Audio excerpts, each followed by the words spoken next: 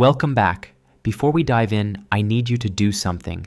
Drop a comment below telling me where you're watching from and what time it is right now. Are you in Chicago at 3 in the morning, Melbourne at sunset, Berlin on your lunch break? Let me know. And here's what I want you to do next. Forget about time altogether. Let the minutes dissolve. Get comfortable. Relax completely. Because what we're about to explore together is going to change how you see the ordinary world around you. Every single day, you interact with dozens of objects without giving them a second thought. You use them, touch them, rely on them, and never stop to wonder where they came from or why they exist in their current form. But every object in your life has a secret history. Some were invented by accident. Others were designed for purposes completely different from how we use them today. Some contain hidden features you've never noticed, and some harbor dark secrets that manufacturers would prefer you never learned. Tonight, we're going to examine 50 everyday objects and reveal the shocking truths behind them. What you're about to discover will make you look at the mundane details of your life in an entirely new way. So settle in, let your mind wander, and let's begin this journey into the hidden world of ordinary things. The small pocket on your jeans, the one that's too small to be useful for anything, wasn't always a pointless decoration. When Levi Strauss designed the first blue jeans in 1873, that pocket had a very specific purpose. It was a watch pocket. In the late 19th century, men carried pocket watches, and this small pocket was designed to protect these valuable timepieces from damage while men worked. Cowboys, miners, and laborers needed a secure place to keep their watches, and the watch pocket solved this problem perfectly. As wristwatches became popular in the early 20th century, the watch pocket became obsolete, but it remained on jeans as a design element. Levi's kept it because it had become part of the jeans' iconic look. Today, people use this pocket for coins, guitar picks, or small items, but it's essentially a fossil, a remnant of a different era preserved in fabric. The fact that we've kept this useless pocket for over a century speaks to how design elements can outlive their original function, becoming tradition rather than utility. The bumps on the F and J keys on your keyboard aren't random. If you've ever wondered why those two keys have small raised bars or dots, there's a very practical reason. These are homing bars, designed to help touch typists position their fingers correctly without looking at the keyboard. Your left index finger should rest on the F key, and your right index finger should rest on the J key. This is the home row position, the starting point for proper touch typing. The bumps allow you to find this position by touch alone, maintaining proper finger placement and typing speed. This small design element has been standard on keyboards since the typewriter era and has carried through to modern computer keyboards. It's one of those features that most people never consciously notice, even though they might unconsciously use it dozens of times every day. Touch typists develop muscle memory around these bumps, their fingers automatically seeking them out whenever they return to the home position. The hole in your pen cap exists to save lives.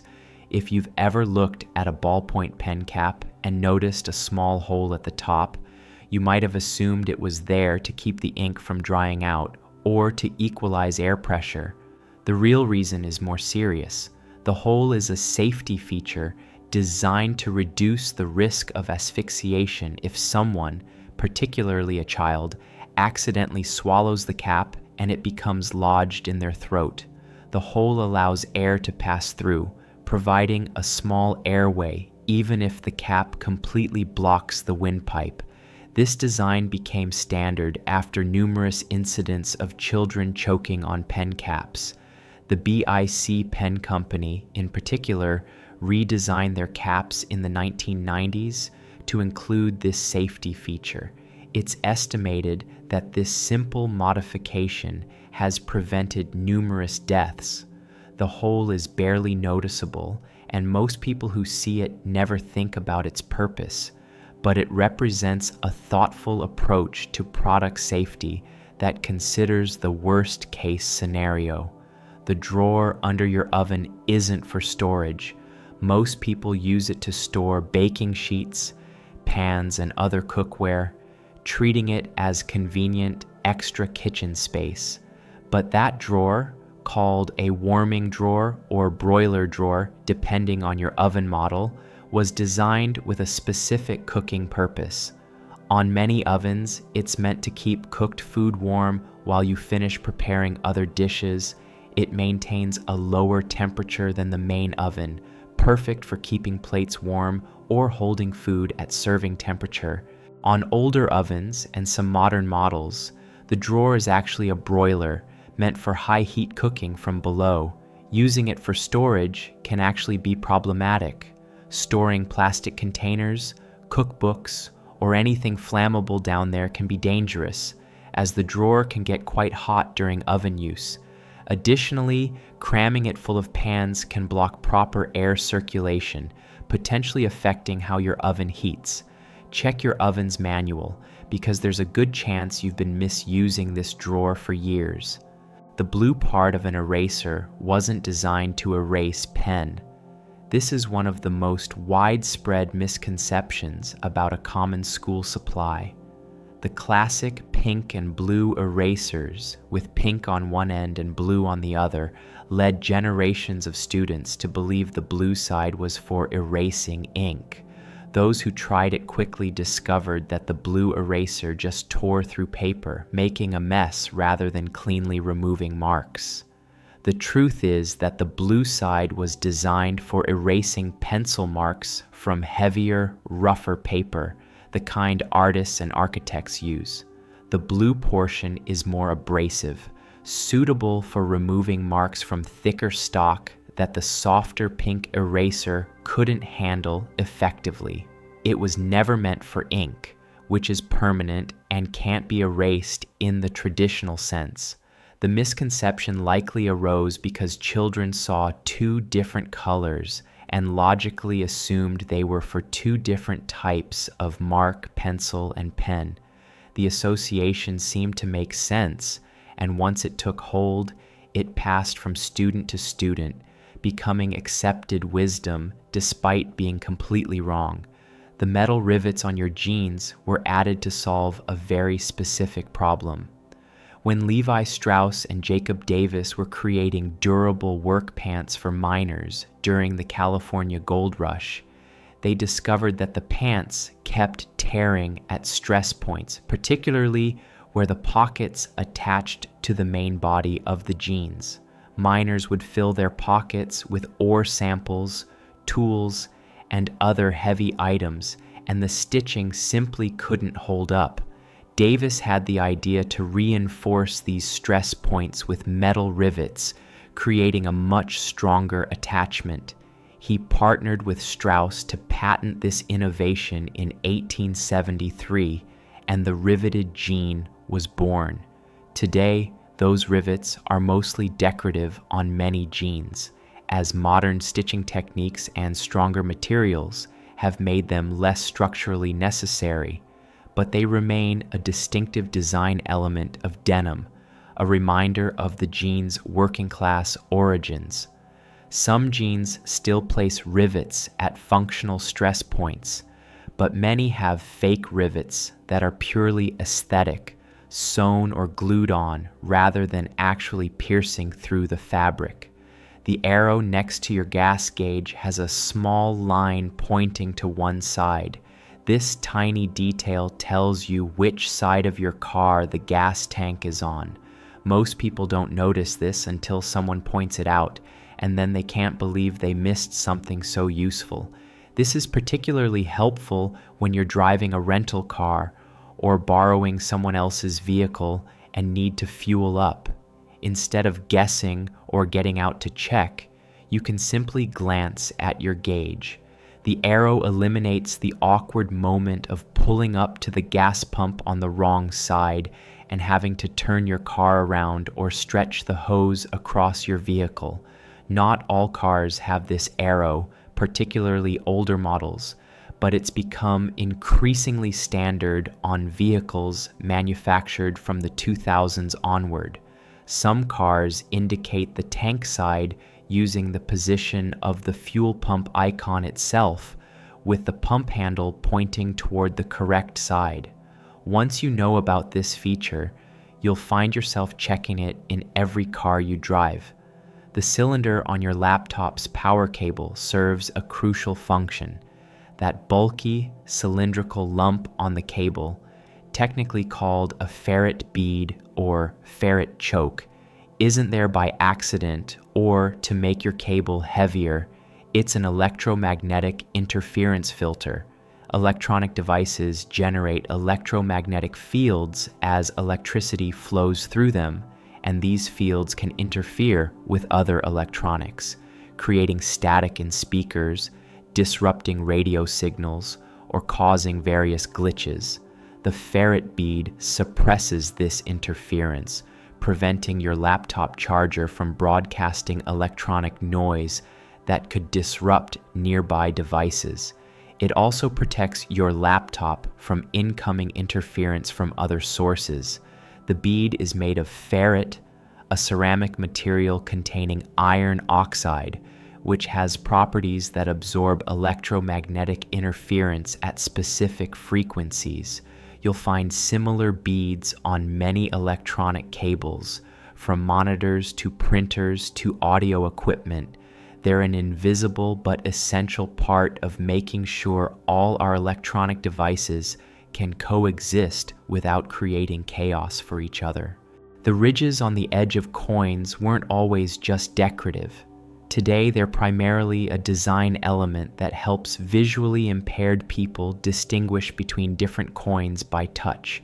But originally, these ridges, called reading, served a much more important purpose related to fraud prevention. When coins were made of precious metals like gold and silver, criminals would shave small amounts of metal from the smooth edges of coins, accumulating enough shavings to melt down and sell while still passing the shaved coins at full value. This practice, called clipping, was widespread and seriously devalued currency. The addition of ridges made it immediately obvious if a coin had been clipped, as the missing ridges would be visible. The punishment for clipping was severe in many jurisdictions, sometimes even death, because it threatened the integrity of the entire monetary system. Today, coins are made from base metals with little intrinsic value, making clipping pointless, but we've kept the ridges as a traditional design element. They serve the secondary purpose of making coins easier to grip and stack, but their original purpose was purely anti-fraud. The little hole in your window on an airplane has a very specific engineering purpose. When you're looking out at the clouds, you might notice a tiny hole about the size of a pinhead near the bottom of the window. This is called a breather hole or bleed hole, and it's critical for your safety. Airplane windows are actually made of 3 layers of acrylic. The outer pane bears most of the pressure difference between the cabin and the outside atmosphere.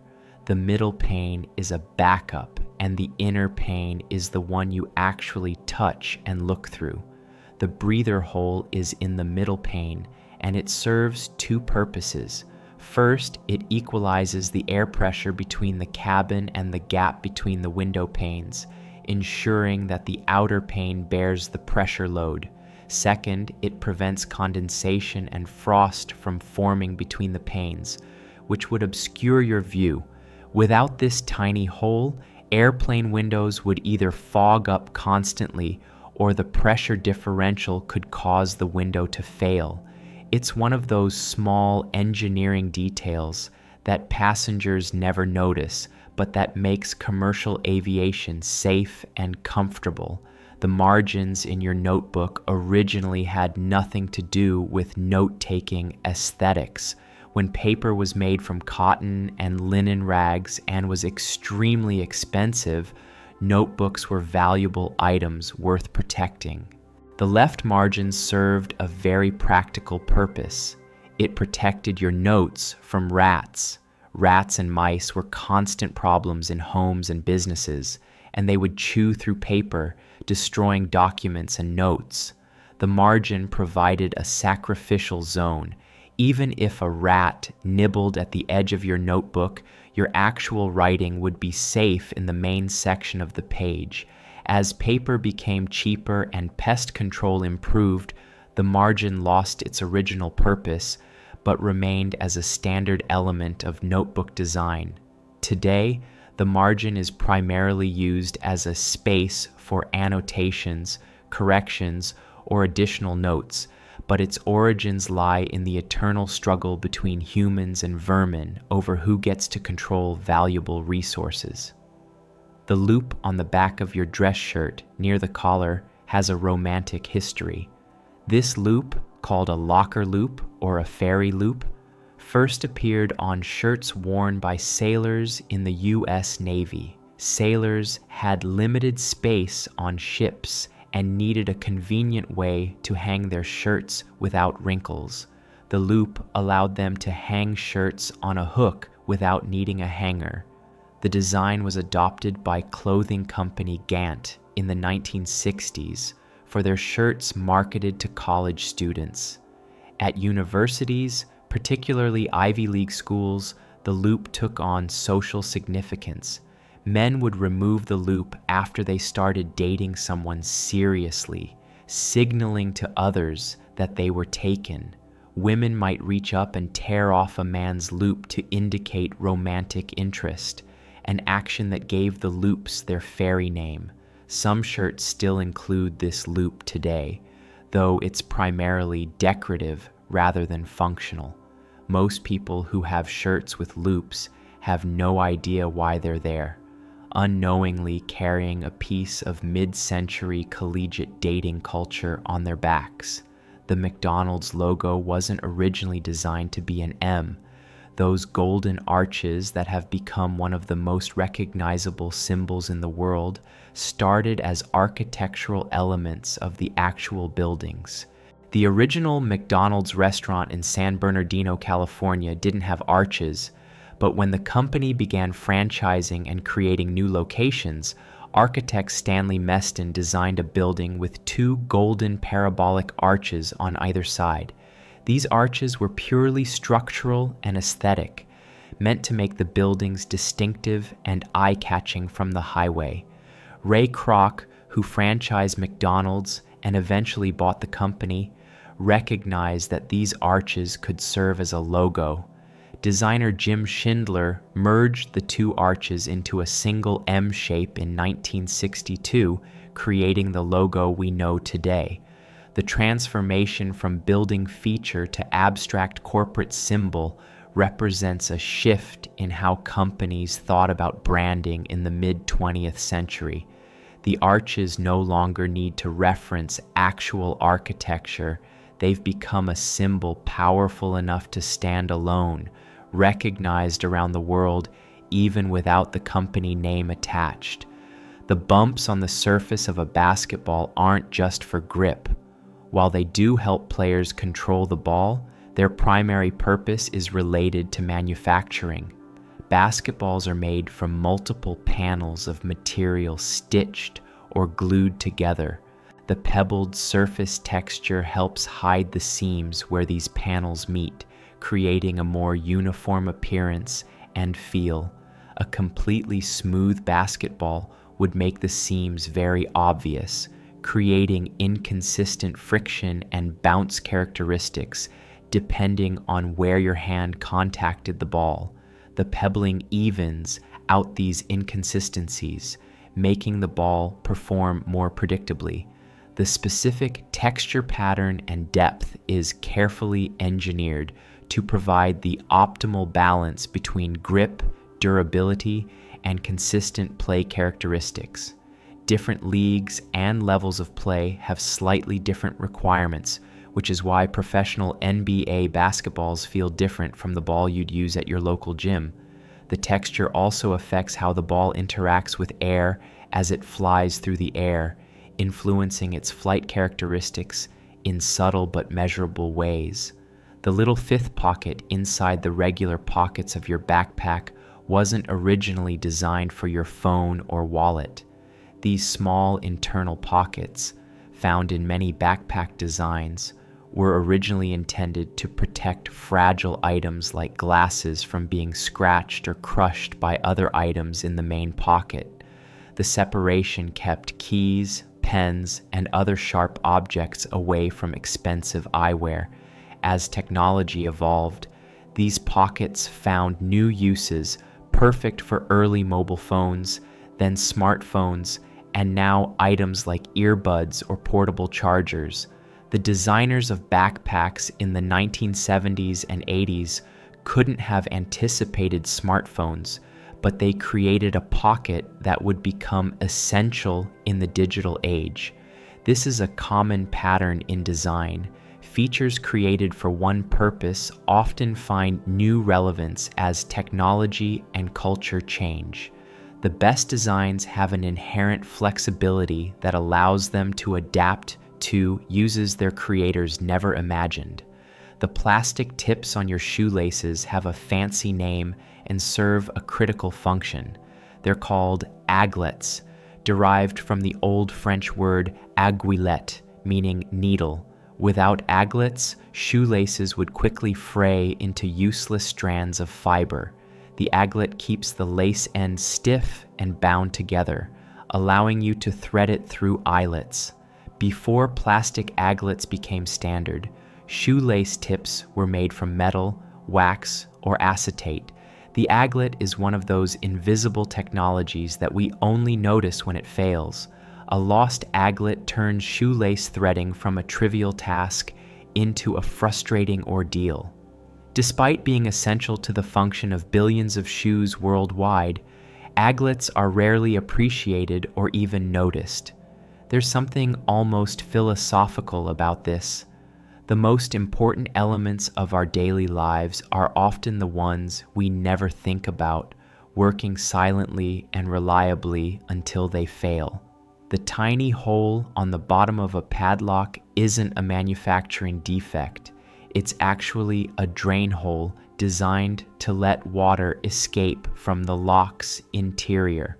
When locks are used outdoors, rain, snow, and condensation can get inside the lock mechanism. If this water has nowhere to go, it can accumulate, cause rust, freeze and expand in winter, breaking the lock, or generally interfere with the mechanism's operation.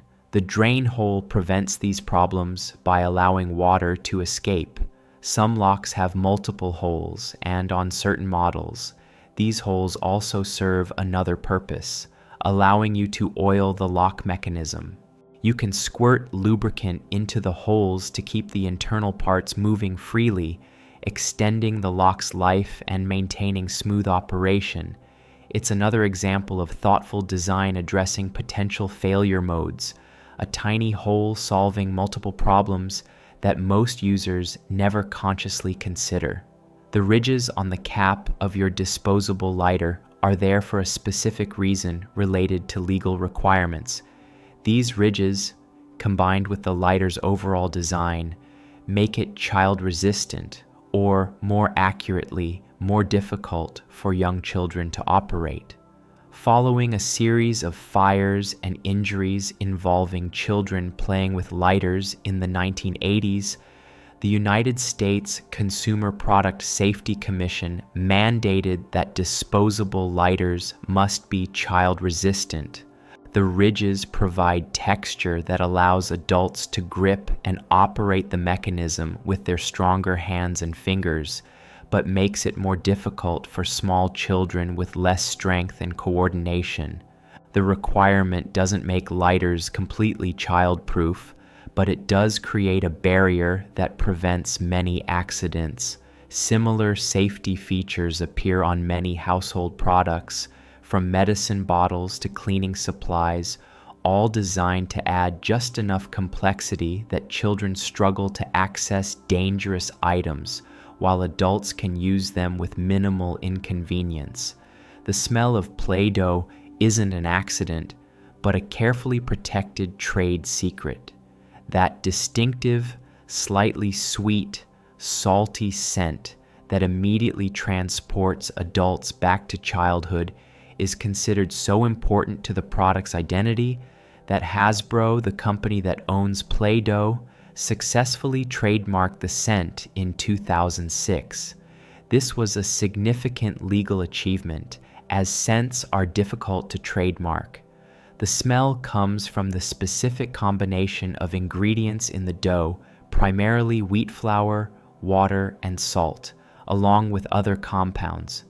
Play-Doh was originally created in the 1930s as a wallpaper cleaner, used to remove coal residue from walls before home heating transitioned away from coal. As the market for wallpaper cleaner disappeared, the company rebranded it as a children's toy in the 1950s, removing potentially harmful ingredients and adding colors and the distinctive scent. The transformation from industrial cleaning product to beloved toy shows how companies must adapt to changing markets, sometimes finding success in completely unexpected applications. The black grating in your microwave door isn't just decorative, it's a Faraday shield, a metal mesh designed to block electromagnetic radiation from escaping the microwave while still allowing you to see inside. Microwave ovens generate radiation in the microwave frequency range to heat food by exciting water molecules. Without proper shielding, this radiation would leak out, potentially interfering with other electronics and posing health risks. The shield works because the holes in the mesh are smaller than the wavelength of the microwave radiation, which is about 12 centimeters. The radiation can't pass through holes smaller than its wavelength, so it bounces back into the cooking chamber. But visible light has a much smaller wavelength, measured in nanometers, so it easily passes through the mesh, allowing you to watch your food cooking. This is an elegant engineering solution, one material simultaneously blocking harmful radiation while permitting visible light to pass. Similar principles are used in various shielding applications, from blocking cell phone signals in secure facilities to protecting sensitive electronic equipment from interference. The extra eyelets at the top of your running shoes serve a purpose beyond just adding more lacing options. If you've ever looked at your athletic shoes and noticed a loop or eyelet separated slightly from the others near the top, you might have wondered what it was for. This is called a lace lock or heel lock eyelet, and it's designed to prevent heel slippage and reduce blisters. To use it properly, you thread the lace through this extra eyelet, creating a loop on each side, then cross the laces and thread each one through the opposite loop before tying. This creates a locking mechanism that holds your heel firmly in place without over-tightening the entire shoe. Many runners and athletes have this feature on their shoes, but never learn how to use it correctly, missing out on a simple modification that can significantly improve comfort and performance. Instructions for this lacing technique are increasingly included in shoeboxes and on manufacturers' websites, but the feature has been present on athletic shoes for decades, waiting for users to discover its purpose.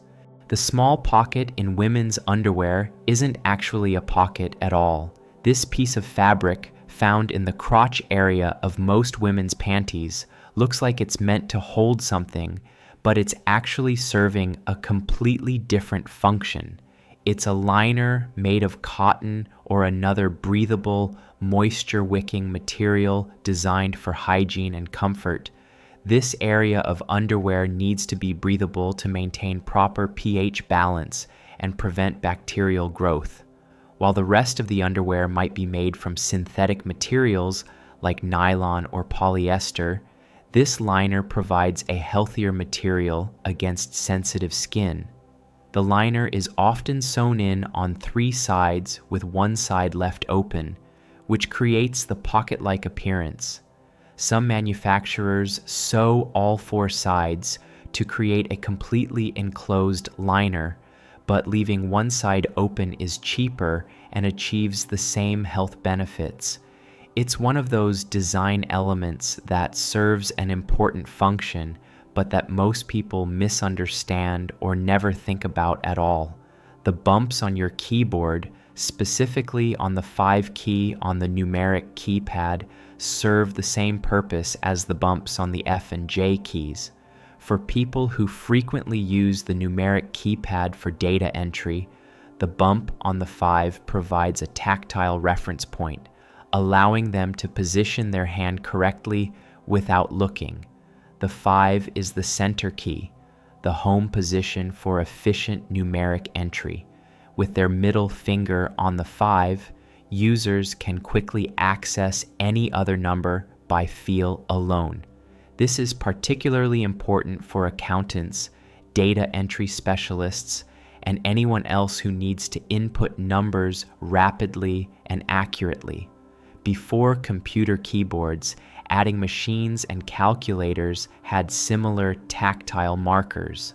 The feature has been carried forward into the digital age because it serves a real functional purpose for a subset of users, even though many people who have computers never use their numeric keypad at all.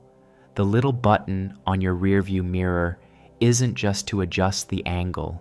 It's a tab that switches the mirror between day and night modes by changing which reflecting surface you're using. Car mirrors are actually made of 2 layers, a regular mirror in front and a piece of reflective material behind it at a slight angle. During the day, you're looking at the standard mirror. At night, when headlights from cars behind you can be blinding, you flip the tab, which tilts the mirror, so you're now seeing the reflection from the rear-angled surface instead. This surface is designed to reflect much less light, reducing glare while still letting you see what's behind you. It's an elegant mechanical solution to a common problem, requiring no electronics or power, just clever use of angles and reflection. Many modern cars have automatic dimming mirrors that use electrochromic technology, but the manual tab system has been standard on vehicles for decades, a simple innovation that has prevented countless accidents by reducing nighttime glare. The colored squares on toothpaste tubes don't indicate the ingredients or natural content. There's a persistent myth that these colored marks, usually found near the bottom seal of the tube, are a code telling you whether the toothpaste contains natural or chemical ingredients. Green supposedly means all natural, blue means natural plus medicine, red means natural plus chemicals, and black means pure chemicals. None of this is true. These marks are called eye marks or color marks, and they're used by manufacturing machines during the production process. High-speed packaging machines use sensors to detect these marks, which tell the machine where to cut, fold, and seal the tube. The color is chosen to create maximum contrast with the tube material, making it easy for the optical sensors to detect. Usually, the marks are the darkest color in the product's design palette. These marks appear on many types of packaging, not just toothpaste, for the same reason. The persistence of the ingredient myth shows how easily false information spreads, especially when it seems to offer insider knowledge or confirms existing suspicions about commercial products. The little arrow on your computer cursor is slightly tilted and not perfectly vertical. When computers were first developed, engineers needed to create a cursor that would be easily visible against any background. They chose an arrow design, but they tilted it slightly from the vertical. The tilt serves several purposes. First, it makes the cursor more distinctive, clearly differentiating it from horizontal and vertical lines in text, spreadsheets, and design programs. Second, the angled design makes it easier to precisely point at small targets like buttons or links, because the tip of the arrow provides a clear point of selection rather than an ambiguous edge. The specific angle of the cursor arrow has remained remarkably consistent across different operating systems and software, creating a universal standard that users don't even consciously notice, but that shapes how millions of people interact with computers every day. The little pocket in your car door, usually located at the bottom, isn't primarily designed for storage. It's actually a drainage port. Your car doors have a rubber seal around them to keep water out, but that seal isn't perfect. When it rains or when you wash your car, some water inevitably gets inside the door cavity. Without a way for this water to escape, it would accumulate, leading to rust, mold, mildew, and eventual structural damage to the door. The drainage ports, sometimes covered by small removable plugs or flaps, allow this water to drain out onto the ground. Over time, these ports can become clogged with dirt and debris, which is why car maintenance sometimes includes clearing these drains. Blocked drainage can lead to significant problems, including water intrusion into the vehicle's interior and accelerated corrosion. The fact that these drainage ports often end up being used as garbage collectors or coin holders is ironic, as filling them with debris defeats their entire purpose and can cause expensive damage. The dimple at the bottom of wine bottles has a specific name and multiple potential purposes. It's called a punt, and while its exact origin is debated, it likely serves several functions. During traditional glass blowing, the punt provided a way to finish the bottle without leaving a sharp point on the bottom that would scratch surfaces or make the bottle unstable. The indentation also adds structural strength to the bottle, helping it withstand the pressure of sparkling wines like champagne. Additionally, the punt makes bottles easier to pour. A sommelier or waiter can place their thumb in the punt while holding the bottle, providing better control. In modern manufacturing, the punt is less necessary, but has been retained partly as tradition and partly because deeper punts in champagne bottles continue to serve a legitimate structural purpose. Some people believe that bottles with deeper punts indicate higher quality wine, though this isn't necessarily true. The punt has also been reduced in many wine bottles in recent years as an environmental measure, as shallower punts mean less glass is needed, reducing weight and energy required for transportation. The grid pattern on the bottom of your computer mouse isn't randomly placed. These dots or lines form an optical pattern that the mouse's sensor uses to detect movement. Early computer mice used rubber balls that rolled against internal sensors, but modern optical and laser mice work by taking thousands of pictures per second of the surface beneath them. By comparing these pictures, the mouse can determine how far and in what direction it has moved. The grid pattern on the mouse itself isn't what the sensor is reading. The sensor is looking at the desk or mousepad surface. However, some mice do have alignment marks and test patterns on their bottoms that technicians or users can use to verify the sensor is functioning correctly. The smooth glide pads on the corners of the mouse bottom serve the actual function of reducing friction, allowing the mouse to move smoothly across surfaces. These pads wear down over time, which is why an old mouse might start to feel sticky or resistant, even though its electronics are fine. You can replace these pads, extending your mouse's useful life significantly.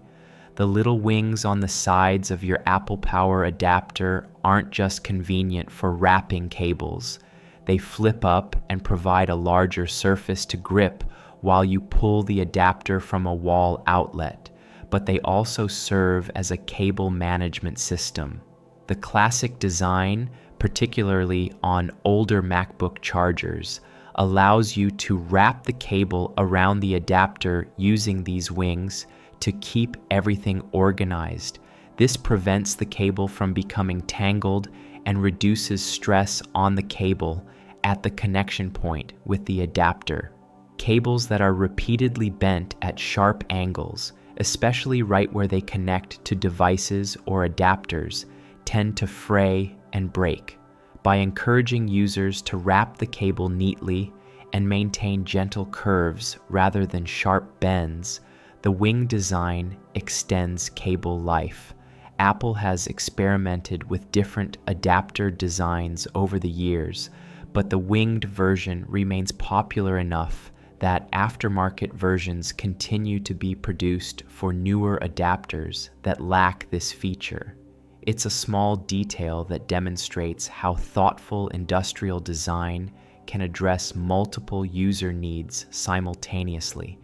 The little studs on the bottom of most laptop computers aren't just feet. While they do provide grip and allow air circulation beneath the laptop, many of them also serve as screw covers. Laptops are designed to be serviceable, at least to some degree, and these rubber feet often hide the screws that hold the case together. If you need to access the interior to upgrade RAM, replace a battery, or clean out dust, you'll usually need to peel off these rubber feet to reach the screws underneath. Some manufacturers make this obvious, while others essentially hide the screws, discouraging user maintenance. The trend toward sealed, non-serviceable laptops has made this feature less common on newer models, but many laptops still have at least some screws hidden beneath rubber feet or decorative covers.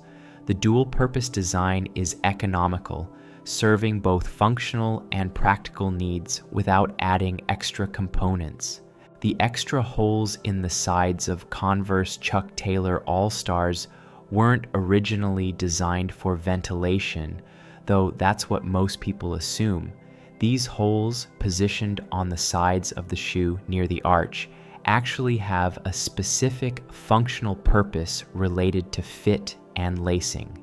They can be used as additional lacing eyelets, allowing wearers to customize how tightly the shoes fit around the middle of their foot.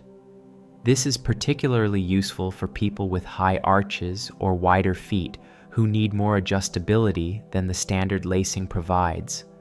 The holes do provide some ventilation as a secondary benefit, which is welcome in what is essentially a rubber and canvas shoe with limited breathability. Chuck Taylors were originally designed as basketball shoes in the early 20th century, and the customizable fit was important for athletes. Now that they're primarily a fashion item, few people realize they can use these holes for actual lacing, but the feature remains as part of the classic design. The small hole near the bottom of your phone, separate from the charging port and headphone jack, is a secondary microphone. Modern smartphones use multiple microphones to achieve better call quality and enable features like noise cancellation. The primary microphone, usually located near the charging port, picks up your voice during calls. The secondary microphone, often on the back or top of the phone, captures ambient sound. The phone's processor compares the audio from both microphones, identifies background noise, and subtracts it from the primary audio stream. This is why calls made in noisy environments still sound relatively clear. The same microphone system enables higher quality video recording, capturing stereo sound from multiple directions. Some phones have 3 or even 4 microphones positioned around the device for even more sophisticated audio processing. Most people never notice these extra holes or think about what they do, but they're working constantly whenever you're on a call or recording audio. The bristles in the center of your escalator steps serve an important safety function. These yellow or black brushes, mounted along the sides of the escalator where the moving steps meet the stationary skirt panel, aren't there to clean your shoes. They're a safety device designed to discourage people, especially children, from standing too close to the escalator's edges. Clothing, shoelaces, and loose items can get caught in the gap between the moving stairs and the side panels, creating serious injury risks. The bristles serve as a tactile warning, gently pushing against anything that gets too close to the dangerous gap. They also help guide debris away from the gap rather than allowing it to be pulled into the escalator mechanism. Despite their soft appearance, these brushes play a crucial role in escalator safety systems, which include numerous other features designed to prevent injuries. The little loop at the back of your coat, positioned between the shoulder blades, has multiple possible origins depending on the coat style. On military coats and parkas, this loop, sometimes called a locker loop, allowed soldiers to hang their coats on hooks without using hangers, saving space. On rain jackets, a similar loop serves as a drainage point, positioned at the lowest part of the hood when it's hanging up, allowing water to drip off rather than pooling. Some coat manufacturers also include these loops as a convenient carrying handle, allowing you to carry a bulky coat without having to fold or bundle it. In some fashion contexts, particularly with certain jacket brands, the loop has taken on social or cultural meaning similar to the shirt locker loop discussed earlier, but these meanings vary by region and time period. The versatility of this simple loop demonstrates how a basic design element can serve multiple functions depending on context. The treads on your car tires have elaborate patterns for specific performance reasons. Those grooves aren't just decorative, they're carefully engineered to channel water away from the contact patch between the tire and the road surface. Without treads, a smooth tire on wet pavement would hydroplane, gliding on a thin layer of water with no traction. The treads create channels for water to escape, maintaining rubber-to-road contact even in rain. Different tread patterns are optimized for different conditions. All-season tires balance various weather conditions. Winter tires have deeper treads and special patterns for snow and ice. Performance tires prioritize grip in dry conditions, and off-road tires have aggressive treads for loose surfaces. The depth of these treads is critical for safety, which is why tire tread depth is regularly checked during vehicle inspections. As tires wear down, the treads become shallower, eventually compromising the tire's ability to disperse water effectively. The penny test, where you insert a penny into the tread with Lincoln's head down, provides a simple way to check tread depth. If you can see the top of Lincoln's head, the tire is worn beyond safe limits. The foam mesh under your bicycle seat isn't primarily for comfort. This mesh or net catches clothing and prevents it from getting caught in the seat springs or rails beneath the saddle. Loose clothing, particularly longer shirts or jackets, can easily get snagged on the mechanical parts of a bicycle seat, potentially causing the rider to lose control or suffer injury. The mesh provides a smooth barrier that allows clothing to slide past without catching. Some bicycle seats don't have this mesh, relying instead on smooth plastic housings to achieve the same protective effect. It's one of those safety features that's completely invisible in normal use, only becoming important in the specific situation it was designed to prevent. The colored stripes on the collars of your tube of cream or toothpaste don't mean what viral social media posts claim they mean. There's no color code indicating natural versus chemical ingredients, no secret manufacturer language revealing product quality. Like the marks on toothpaste tubes, these colored stripes are registration marks for industrial packaging equipment. They help align printed graphics during manufacturing, ensuring that text, images, and design elements appear in the correct position on the tube. The specific color used is chosen for maximum contrast with the tube material, making it easy for optical sensors to detect. These marks are trimmed off on some products, but left on others, depending on the packaging design and manufacturing process. The persistence of myths about these marks reflects a broader pattern of people seeking hidden meanings in mundane details, wanting to believe there are secret codes that reveal important information manufacturers are supposedly hiding from us. The extra material and stitching on the shoulder of your jacket or coat serves a very specific military purpose that has carried over into civilian fashion. These reinforced patches, called epaulets, originated as functional elements on military uniforms. They provided a place to attach insignia showing rank and unit, but they also served a more practical purpose.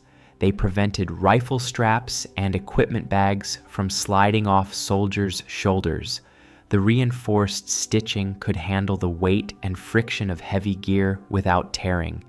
As military styling influenced civilian fashion throughout the 19th and 20th centuries, epaulets became a decorative element on jackets, coats, and even shirts, completely divorced from their original function. Most people wearing clothes with epaulets have no idea they're carrying a piece of military history on their shoulders, a design element that once helped soldiers carry their weapons, now reduced to pure ornamentation. The little notch cut out of the bottom of your wine glass stem serves multiple purposes depending on the glass design.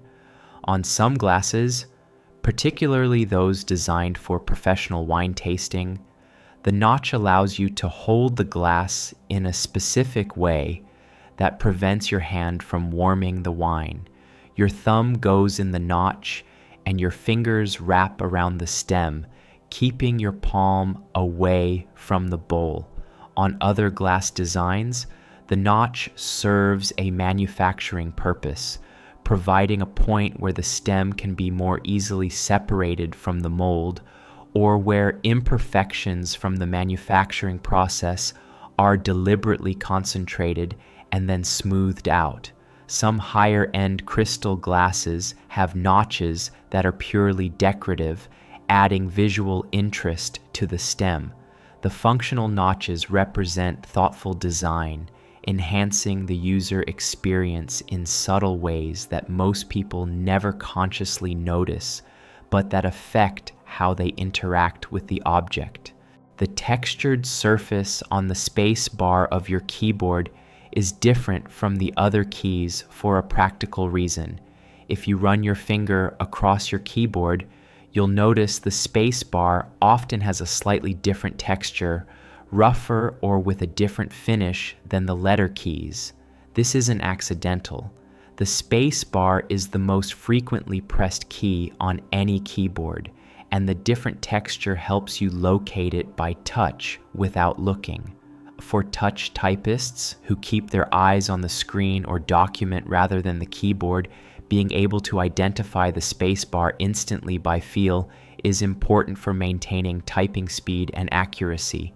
The textural difference is subtle enough that most people never consciously notice it, but it's working constantly, providing tactile feedback that helps guide your fingers. Some keyboards take this further, with specially sculpted or positioned space bars that are immediately recognizable by touch alone.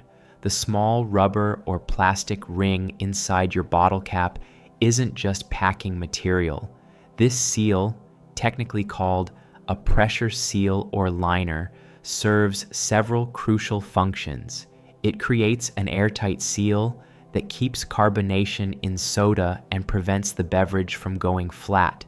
It creates a barrier that prevents the liquid from coming into contact with the metal or plastic of the cap, which could cause corrosion, off flavors, or chemical leaching.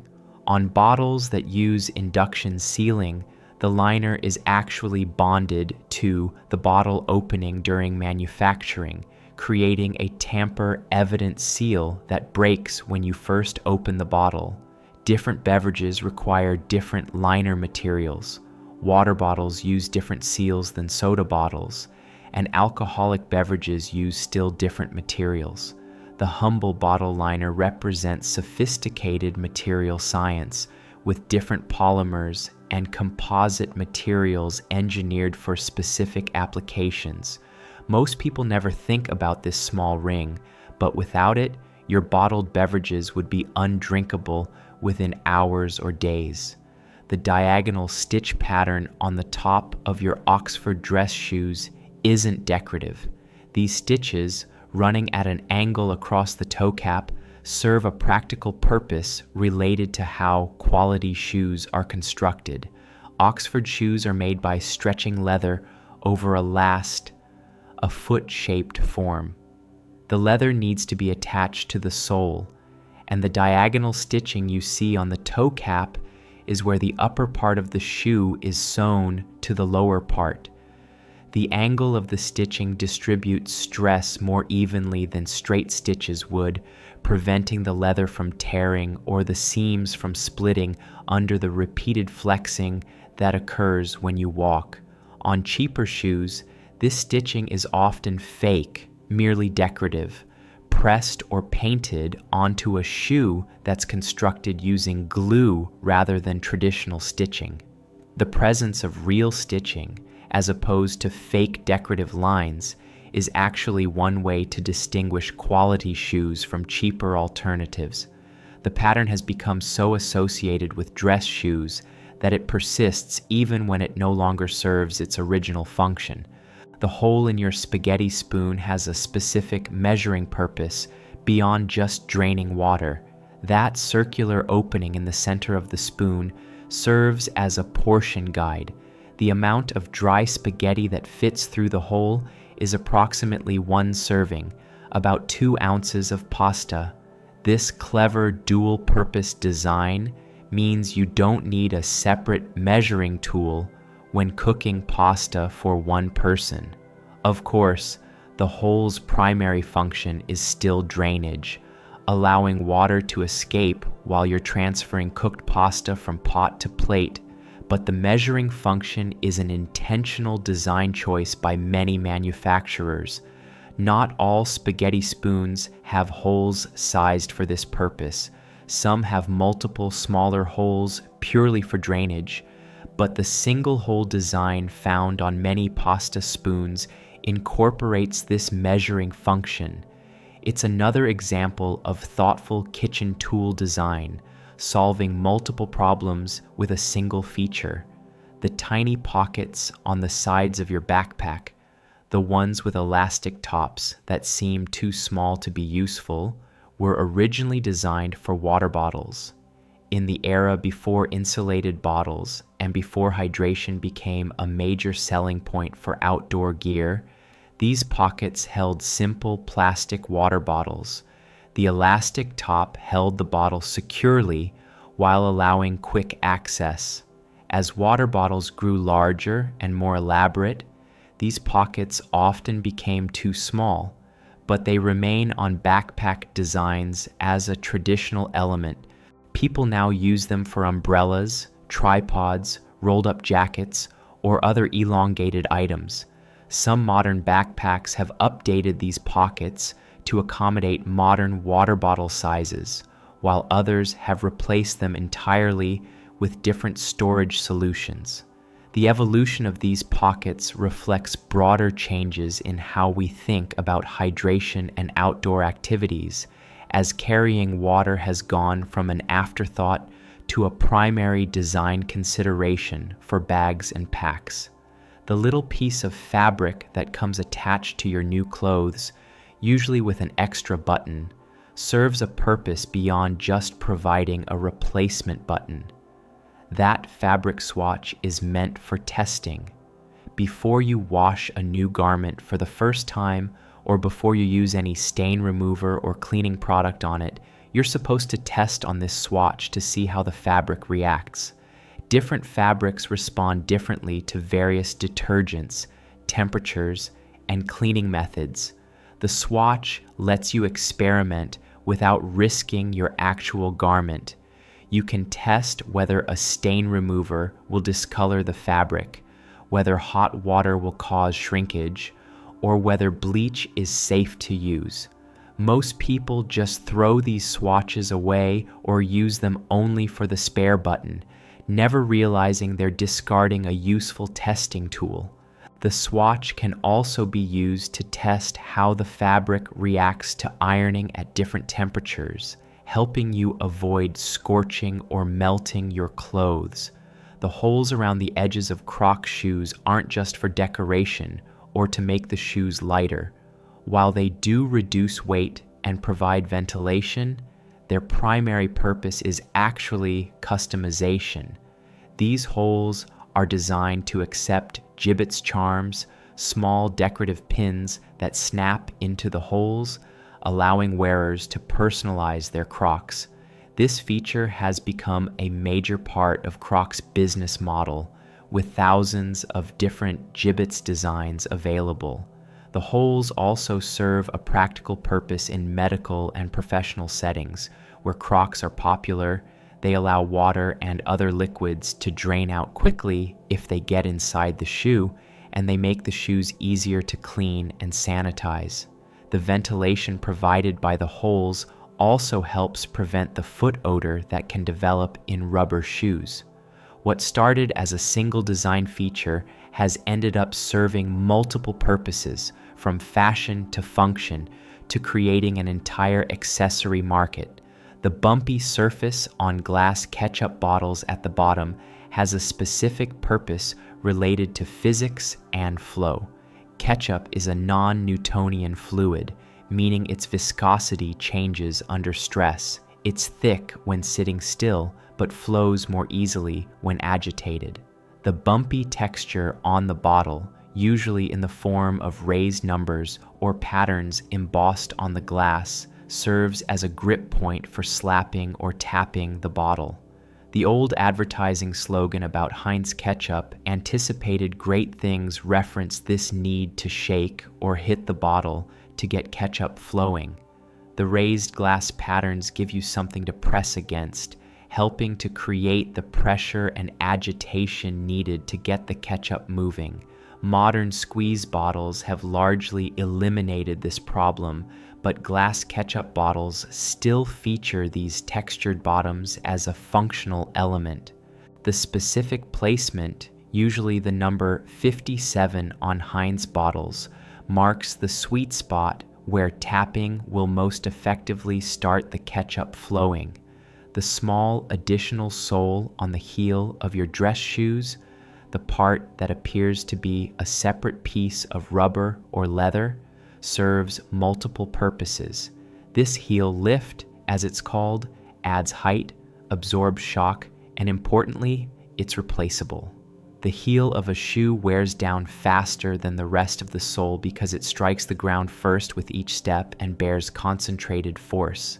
By making the heel a separate, replaceable component, shoe manufacturers allow you to extend the life of expensive shoes significantly. A cobbler can replace worn heel lifts for a fraction of the cost of new shoes. The heel lift also affects how the shoe feels and how your foot strikes the ground when walking, influencing your gait and posture. Different heel heights and materials create different walking experiences, which is why replacing heels with non-original parts can sometimes make familiar shoes feel strange. The ridged plastic piece on the end of your tape measure, the part that hooks over the edge of whatever you're measuring, is actually designed to move slightly. If you pull on it, you'll notice it has a small amount of play, sliding back and forth by about the thickness of the metal hook itself. This isn't a sign of poor quality or wear. It's an intentional design feature that ensures accurate measurements, whether you're hooking the tape measure over an edge or pressing it against a flat surface. When you hook it over an edge, the loose rivet allows the hook to pull away from the tape by exactly its own thickness. When you press it against a surface, the hook pushes in by the same amount. This compensates for the thickness of the hook itself, ensuring your measurement is accurate in both scenarios.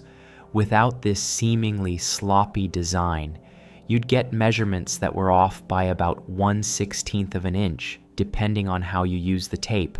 The pattern of dimples on a golf ball isn't just traditional design.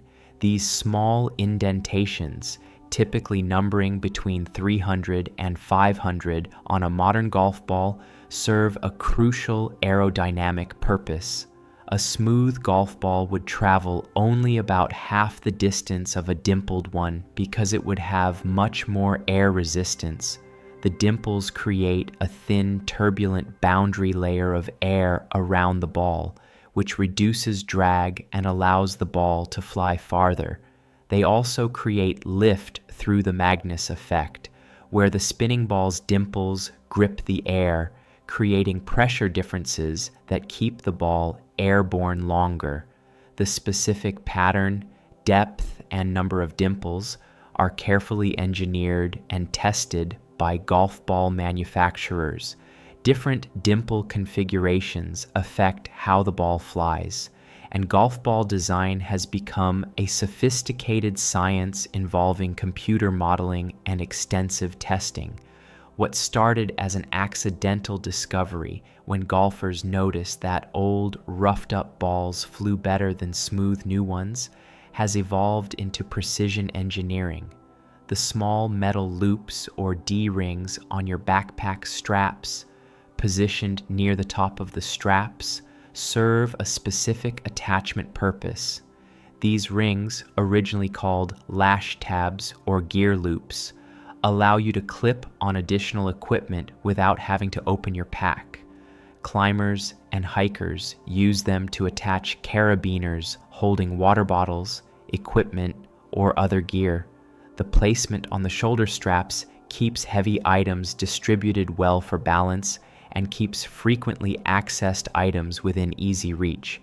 In urban settings, people use these loops for keys, ID badges, or other items they need to access quickly.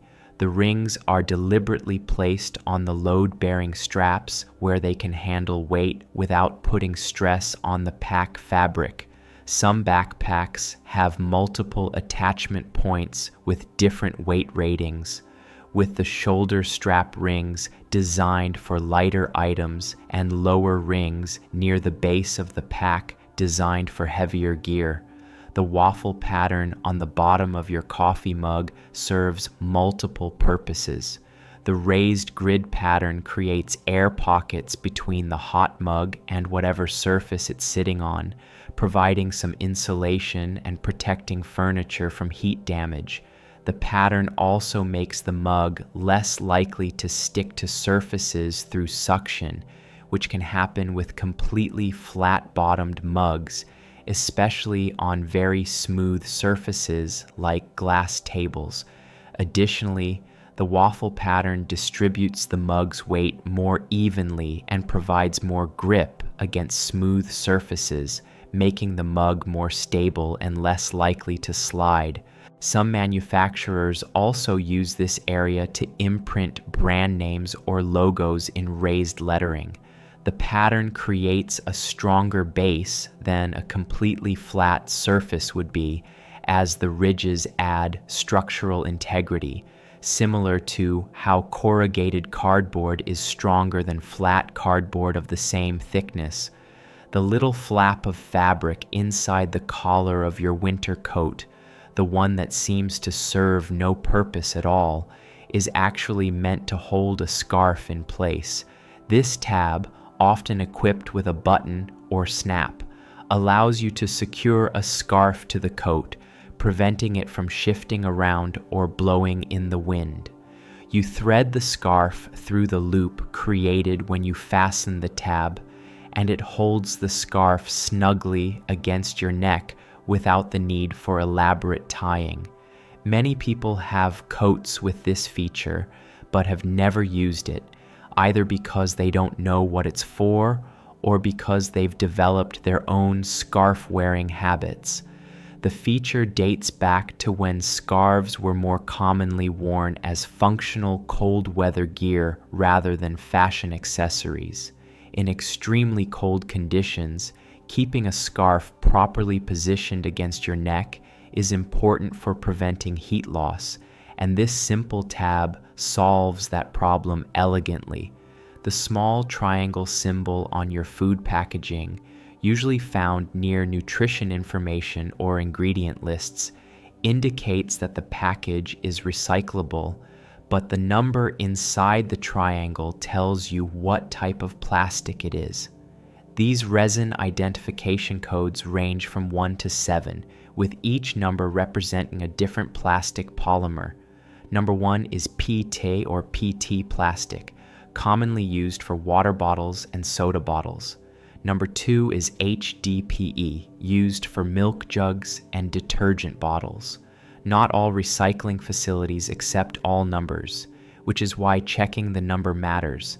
Many people assume that the triangle symbol alone means something is recyclable, but depending on your local recycling program's capabilities, only certain numbers may actually be accepted. The system was developed in 1988 to help people sort recyclables properly, but it has also created confusion, as the triangle symbol is often mistaken for a universal recycling indicator when it's actually just a material identification code, the small metal cylinder built into the cable of your headphones, the one that sits a few inches from the earbuds, is a ferrite bead similar to the one on your laptop charger. It suppresses electromagnetic interference, preventing the headphone cable from picking up radio frequency interference that would manifest as buzzing, clicking, or other audio artifacts. Without this filter, your headphones might pick up signals from nearby cell phones, radio transmitters, or other electronic devices. The placement of the bead near the earbuds is strategic, protecting the most sensitive part of the signal path. Cheaper headphones often lack this component, which is one reason why they may have more audio quality issues, particularly in environments with lots of electronic equipment. The bead does make the cable slightly less flexible at that point, but it's a worthwhile trade-off for cleaner audio. The plastic or metal tip on the end of your umbrella has a name and multiple functions. It's called a ferrule, and it serves as a protective cap for the sharp ends of the umbrella ribs. Without the ferrule, the metal or fiberglass ribs could poke through the fabric and potentially injure someone. The ferrule also provides structural support, keeping the ribs aligned and preventing them from spreading apart too far when the umbrella is open.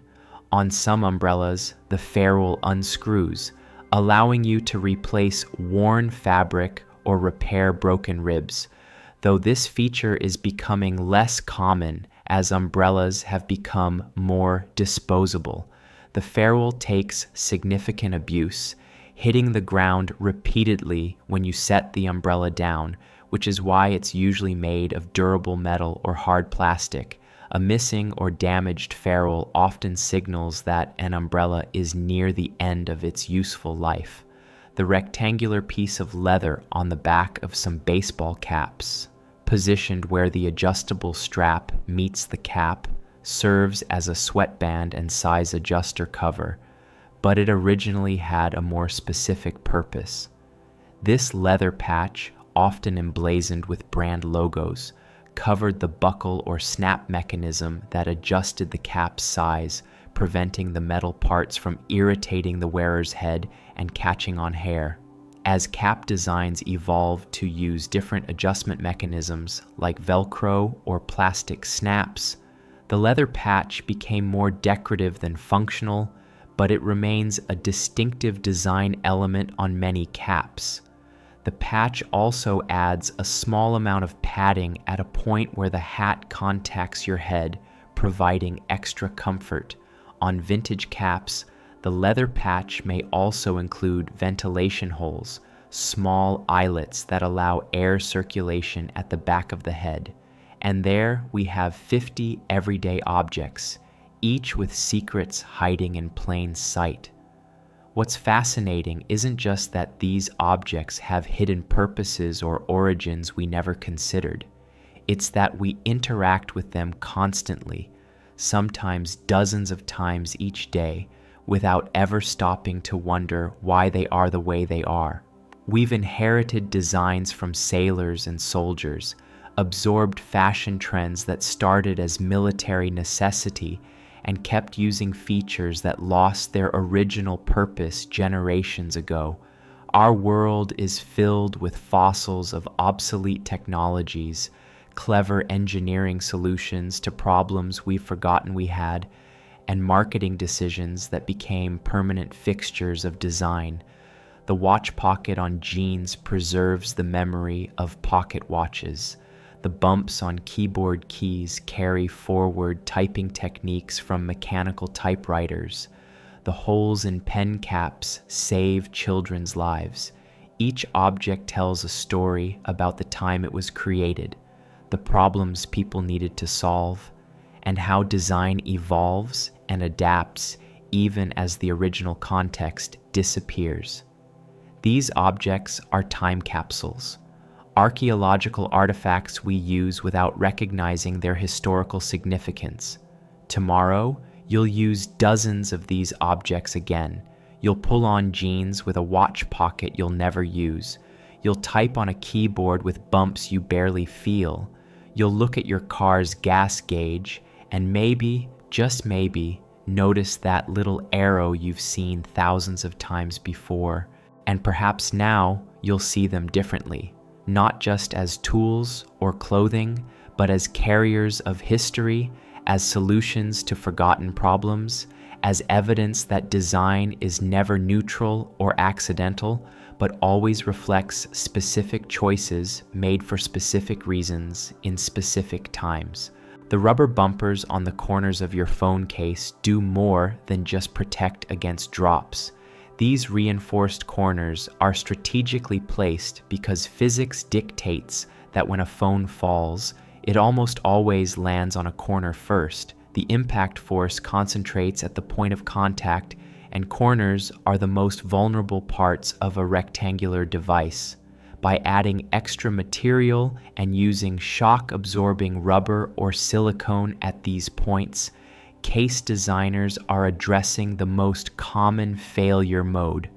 The bumpers also create a slight lip that raises the screen and camera above flat surfaces when you place the phone face down, protecting these expensive components from scratches. Some cases use air pocket technology in the corners, creating small cushions that compress on impact and dissipate energy. The engineering that goes into these simple rubber bumpers involves drop testing, material science, and careful analysis of real-world phone damage patterns.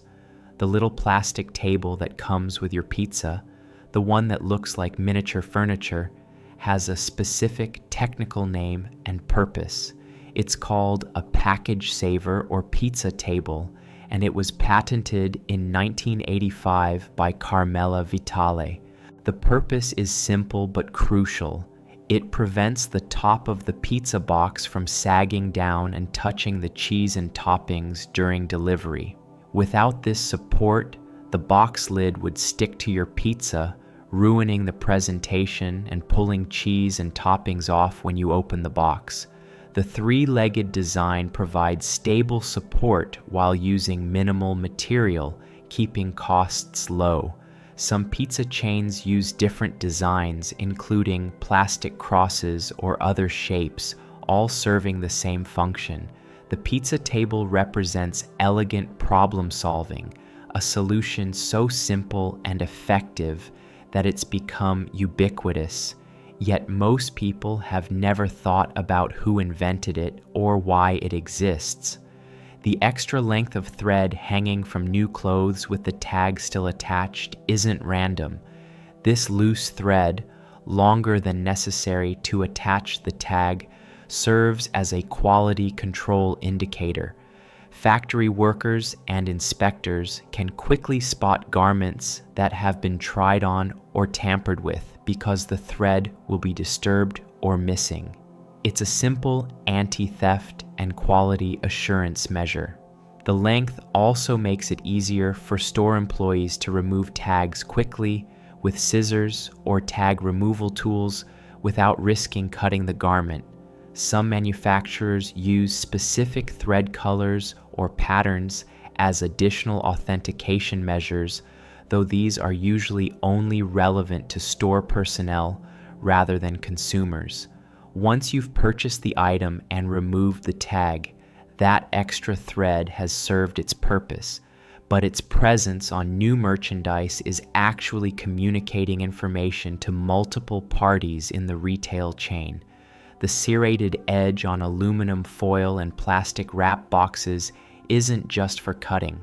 The metal or plastic teeth are angled in a specific direction, designed to grip and tear the material cleanly rather than simply cut it. The angle and spacing of the serrations are carefully engineered for the specific material they're meant to cut. Aluminum foil requires sharper, more aggressive teeth than plastic wrap because foil is stronger and less likely to tear cleanly. The serration pattern creates a controlled failure point in the material, ensuring it tears in a straight line where you want it to rather than wandering off at an angle. Many people struggle with these dispensers because they don't use them correctly, pulling at the wrong angle or with the wrong amount of force. The optimal technique involves holding the box firmly, pulling the wrap or foil taut, and then pressing down and across the serrated edge in one smooth motion. The small window on the side of your toaster, found on some models, lets you check your bread without interrupting the toasting cycle. Opening the toaster to check on bread releases heat and can affect the toasting time and evenness. The window allows visual monitoring, though it's often made of special heat-resistant material that can become cloudy with age and accumulated residue. More sophisticated toasters have abandoned windows in favor of digital timers and automatic sensors that detect the bread's color and pop it up when it reaches the desired darkness. The window represents an older approach to the problem of uncertainty during toasting, a mechanical solution that's been largely superseded by electronic controls. Some people prefer windows because they provide direct visual feedback rather than requiring trust in automated systems. The plastic ring that secures the cap on soda bottles before you open them has a specific name and legal purpose.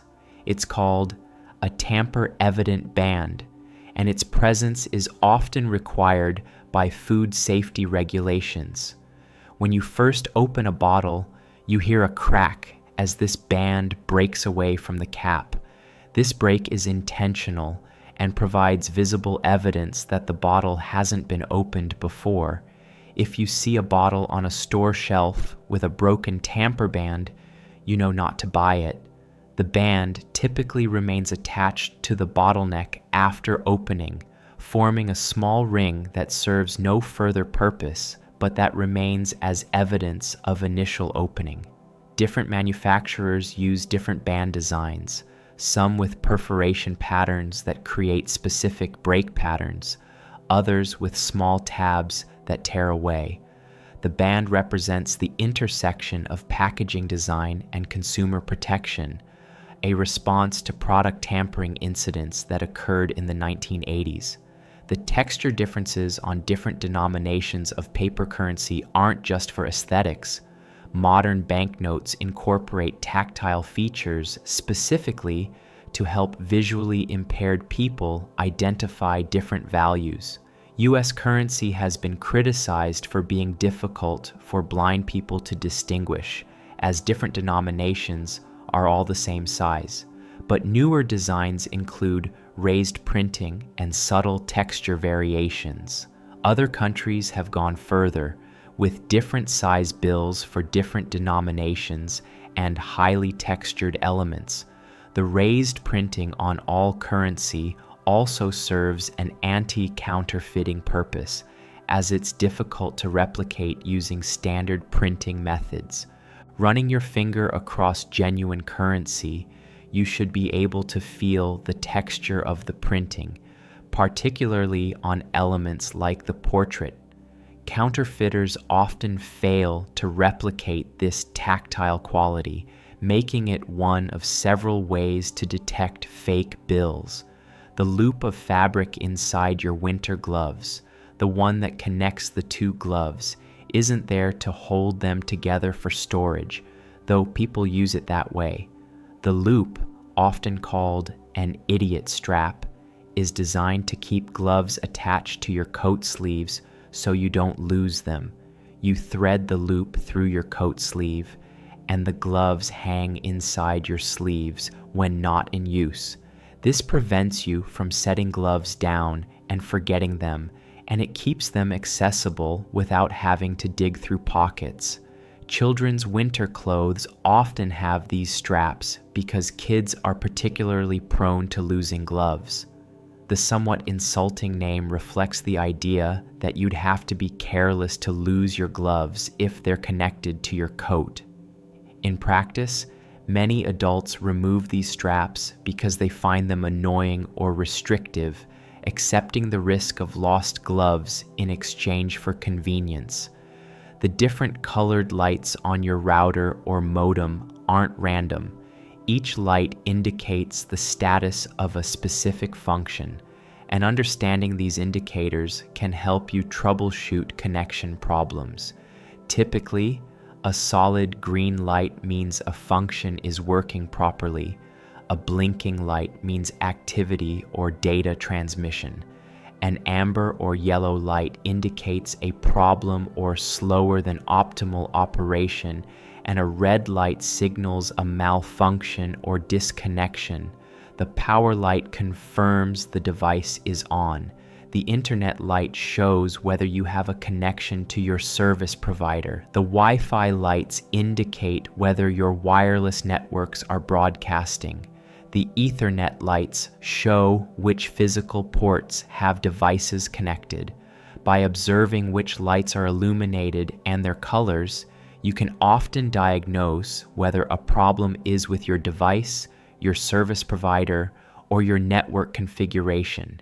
Different manufacturers use slightly different color codes, but the general principle remains consistent across most networking equipment. The small hole in the handle of your pot or pan serves multiple purposes. Most obviously, it allows you to hang the cookware on a hook for storage, saving cabinet space and keeping frequently used items accessible. Less obviously, it can serve as a utensil holder while you're cooking. You can rest a spoon or spatula in this hole, keeping it handy without needing to set it on the counter or stove where it might make a mess or get in the way. The hole needs to be large enough to accommodate standard pot hooks, but small enough that the handle maintains its structural integrity. On cast iron cookware, where the handle is cast as part of the pan, the hole is formed during the molding process. On stamped or assembled cookware, the hole is punched or drilled after the handle is formed. Some high-end cookware omits the hole entirely, prioritizing handle strength over hanging capability, or uses alternative hanging methods like loops at the rim of the pot. The plastic tips on the end of your shoelaces have a specific name we mentioned earlier, aglets, but what we didn't discuss is how they're manufactured. Most modern aglets are made by wrapping a small piece of plastic film around the lace end and then heating it so the plastic fuses together.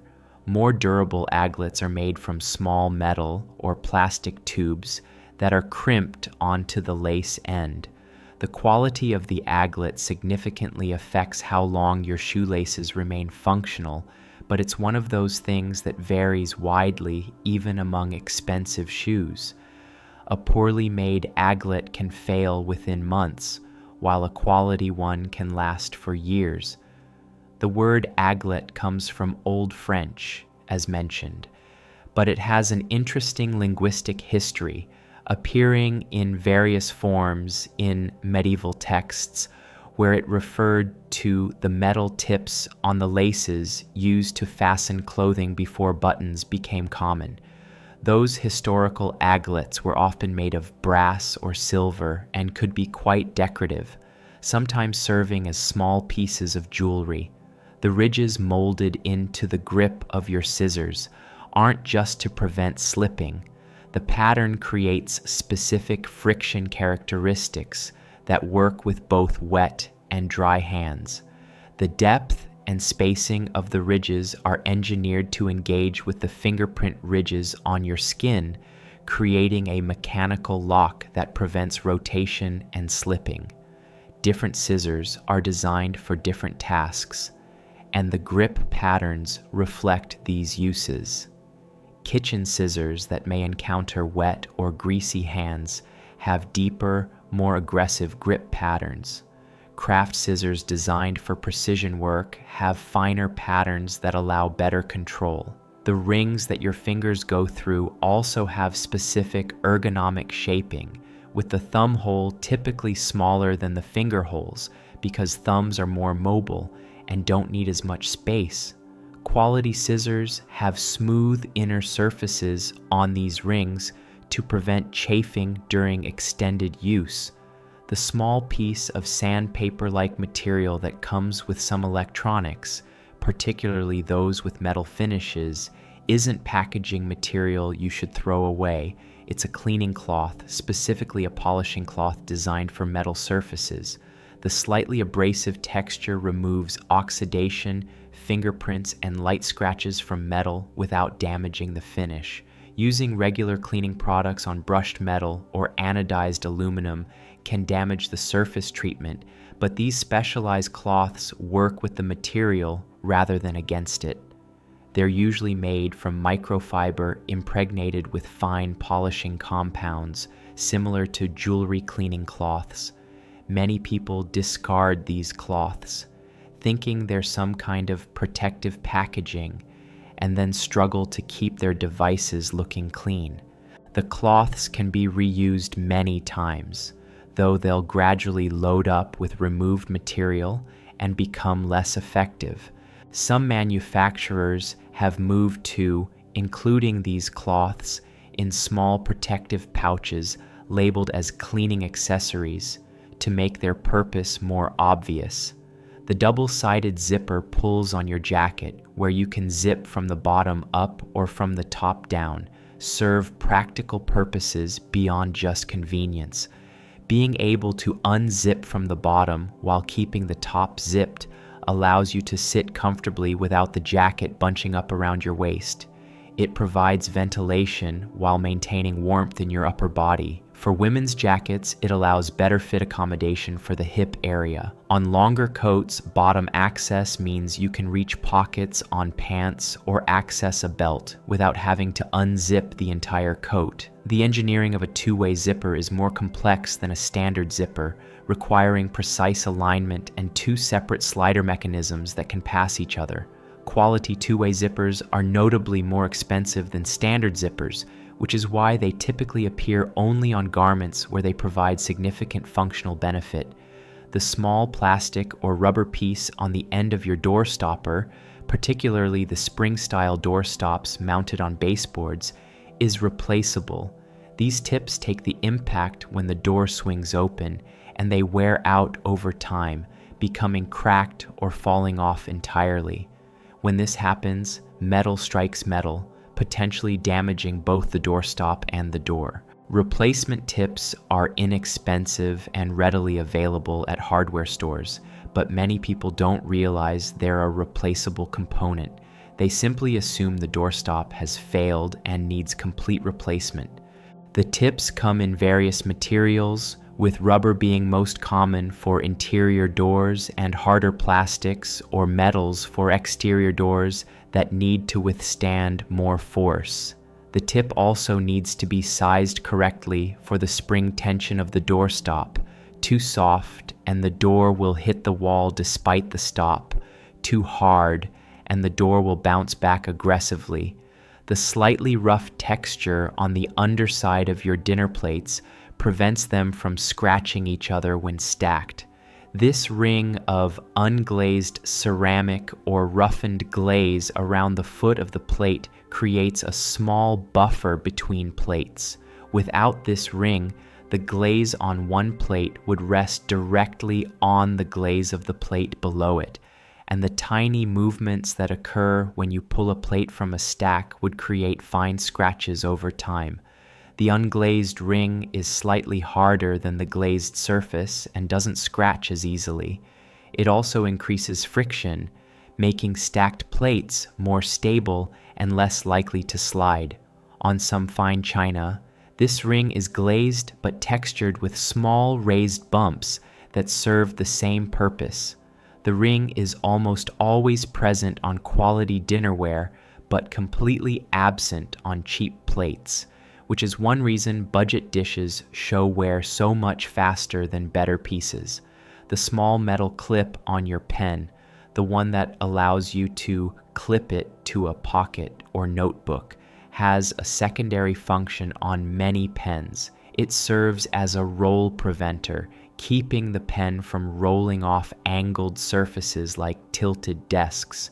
Pens with symmetrical barrels are particularly prone to rolling, which is why most pens have either a clip or a flat side to prevent this.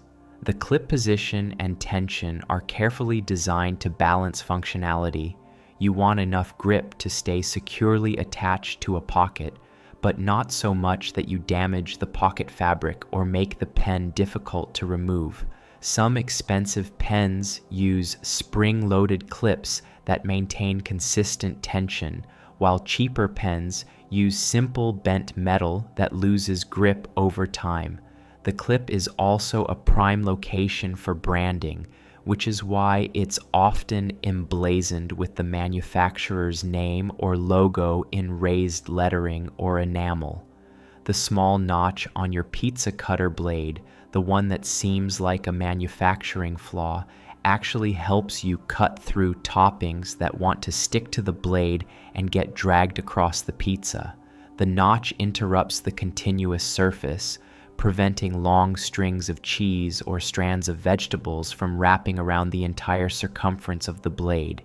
It gives these sticky ingredients a place to break free. Some pizza cutters have multiple notches or use a scalloped edge for the same reason. The notch placement is strategic, positioned where the blade contact with the pizza begins, so it creates a clean entry point. Professional pizza cutters in restaurants sometimes use entirely different designs, including rocker blades that slice rather than roll, eliminating the sticking problem through a different cutting mechanism entirely. The texture pattern on your phone's camera lens, the tiny ridges or coating you can feel if you run your finger across it, serves both optical and protective purposes. Many lenses have hydrophobic and oleophobic coatings that cause water and oils to bead up and roll off rather than spreading across the lens surface. This keeps the lens clearer for longer and makes it easier to wipe clean. The coating may also include anti-reflective properties that reduce lens flare and improve image quality. These coatings are delicate, which is why you should only clean camera lenses with appropriate materials like microfiber cloths. Abrasive materials or harsh chemicals can damage the coating, degrading your camera's performance. Over time, the coating naturally wears away from repeated touching and cleaning, which is why older phones often take hazier photos. The lens surface is intact, but the coating is compromised. The small paper disc under the cap of your beer bottle serves multiple purposes related to the seal and the crown. This liner, made of cork, plastic, or more commonly today, a polymer compound, creates the actual seal between the bottle and the cap. The metal cap provides clamping force, but the liner material conforms to the glass, filling microscopic imperfections and creating an airtight seal. Different beverages require different liner materials. Beer requires a liner that can withstand carbonation pressure while not affecting flavor. The liner also prevents the beverage from contacting the metal cap, which could cause off flavors or corrosion. When you open a bottle and hear the hiss of pressure release, you're hearing air rush past this seal as it breaks. The liner usually stays attached to the cap when you remove it, though sometimes it sticks to the bottle mouth instead. The diagonal parking lines you see in parking lots are angled at specific degrees for traffic flow reasons. The angle, typically between 45 and 60 degrees, makes it easier to pull into and out of parking spaces without requiring multiple adjustments. The optimal angle depends on the width of the parking aisle and the expected traffic patterns. Steeper angles allow for narrower aisles, but only work well with one-way traffic flow. Shallower angles are easier to navigate but require more space. The angle also affects how much area each parking space requires. Angled parking can fit more cars in certain lot configurations than perpendicular parking can. The science of parking lot design involves complex calculations about traffic volume, vehicle sizes, turning radii, and pedestrian safety. Poor parking lot design contributes significantly to minor accidents and traffic congestion in commercial areas. The small metal bracket mounted on the wall next to your toilet paper holder, the one that seems to serve no purpose, is actually a toilet paper reserve holder from older installations. Before toilet paper came in individually wrapped rolls, it came in bulk packages, and bathrooms would have a holder for the active roll and a bracket for a spare roll. Modern bathroom design has largely eliminated these spare holders as individually wrapped rolls made them unnecessary, but in older buildings, they often remain. Some people repurpose them for holding cleaning brushes or other bathroom items. The position of these brackets, always within arm's reach of the toilet, confirms their original purpose. In commercial restrooms, you'll still see jumbo roll holders with reserve compartments, reflecting the same principle, ensuring paper is always available without requiring frequent refilling. The waxy coating on your dental floss container isn't just on the floss itself. The cutter, that little metal serrated edge you use to cut the floss, is also treated with a coating that reduces friction and prevents the floss from fraying as you cut it. The cutter design is more sophisticated than it appears, with specific tooth patterns designed to grip and cut the floss cleanly rather than tearing it. Different floss types require different cutter designs. Waxed floss cuts differently than unwaxed. Tape-style floss needs wider teeth than string-style. The container design also includes a tension system, usually created by the path the floss follows from the spool to the cutting edge, that keeps the floss taut while you're pulling it out. Without this tension, the floss would be difficult to control and hard to cut cleanly.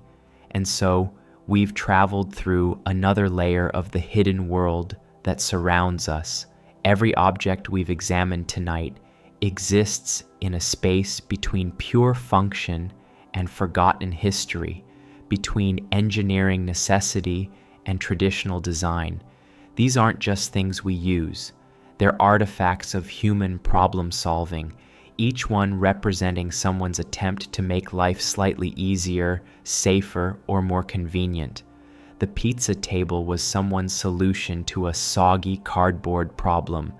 The tamper-evident band emerged from a tragedy that changed how we think about product safety. The tactile features on currency reflect society's slowly evolving awareness of accessibility needs. What's remarkable is how many of these designs succeed so completely that they become invisible. The aglet on your shoelace works so well that you only notice it when it fails. The breather hole in the airplane window keeps you safe without ever announcing its presence.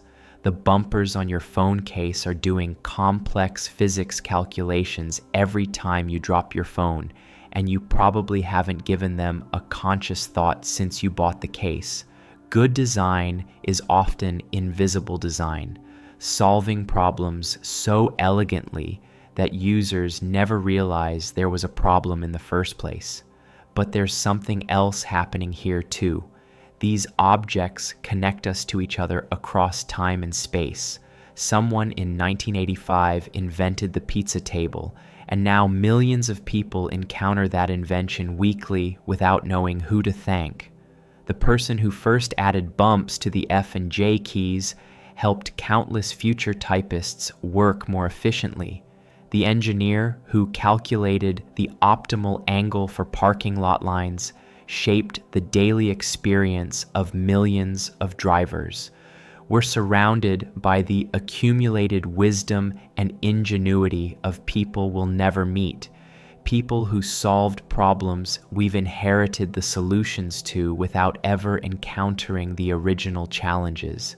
Tomorrow, when you pull on your jacket with its two-way zipper, or unroll some aluminum foil, or pick up your phone, maybe you'll pause for just a moment. Maybe you'll notice that arrow on your gas gauge, or feel those bumps on your keyboard keys. Maybe you'll see these ordinary objects not as background noise, but as what they really are: small monuments to human creativity, silent teachers offering lessons about engineering and history, and the endless human drive to make things work just a little bit better. The world is full of secrets hiding in plain sight, waiting for anyone curious enough to look closer. But we're not done yet. There are more stories to tell, more hidden purposes to reveal. The small metal prongs on your electrical plug, the ones that sometimes have holes near the tips, aren't there by accident. These holes serve multiple purposes. They allow the outlet's internal contacts to grip the plug more securely, creating a better connection and preventing the plug from working loose over time.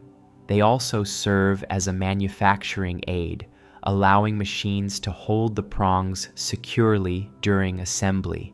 In some industrial applications, these holes can accept a small lock or seal, preventing unauthorized unplugging of critical equipment.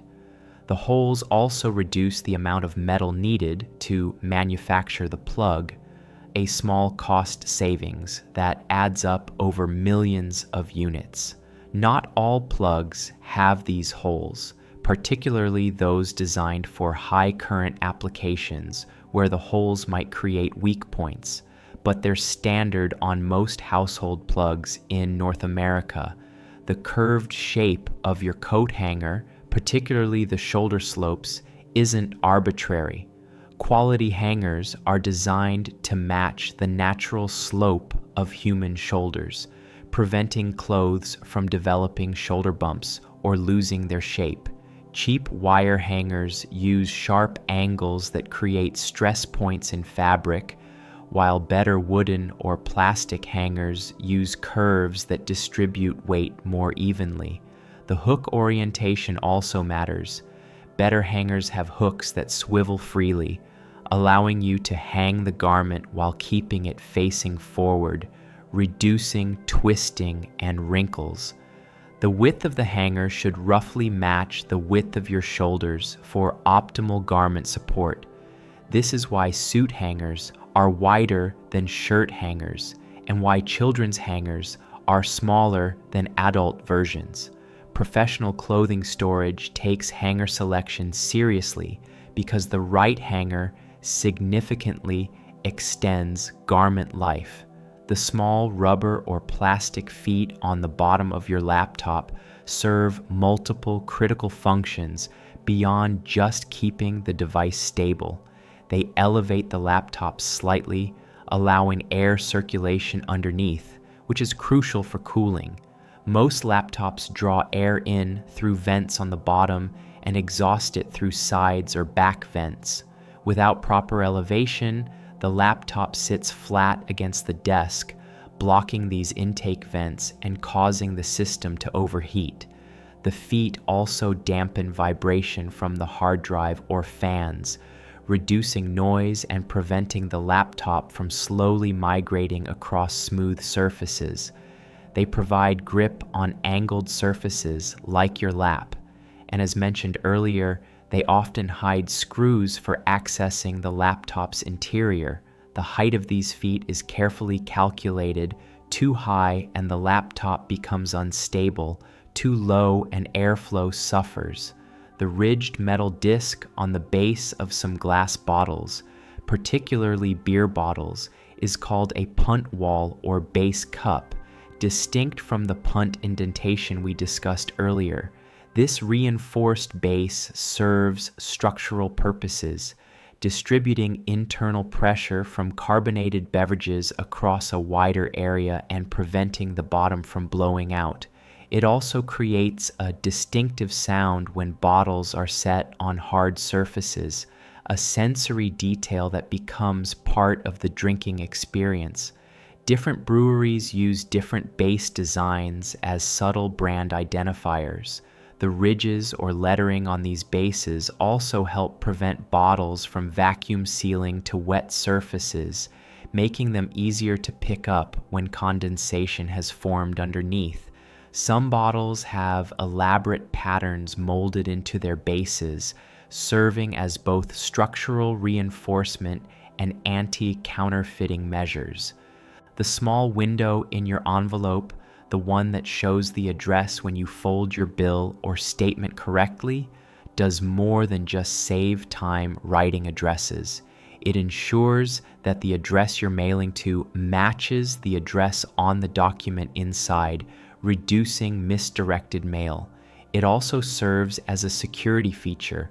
The document orientation required to align with the window makes it more difficult to fraudulently stuff envelopes with mismatched contents.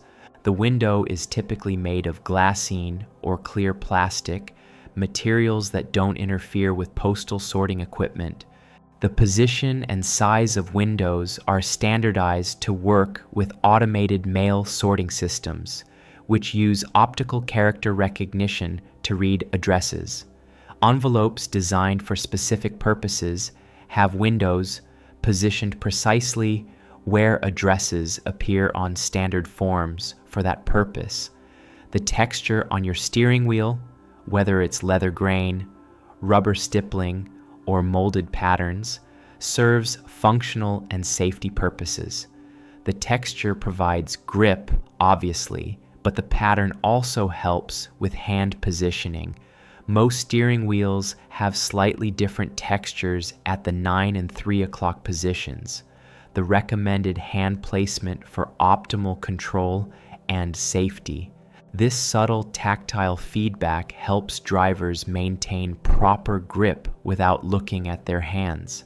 The texture also wicks away moisture from sweaty hands and provides some cushioning to reduce fatigue during long drives. Different materials age differently. Leather develops patina and may become slick without proper care, while rubber compounds can become sticky or degrade with UV exposure. The stitching you see on leather steering wheels isn't just decorative either. It's strategically placed to reinforce high wear areas and provide additional grip texture. The small plastic piece that comes in the center of your frozen pizza, the one that looks like a tiny table with 3 legs, is similar to the pizza delivery table, but serves a slightly different purpose.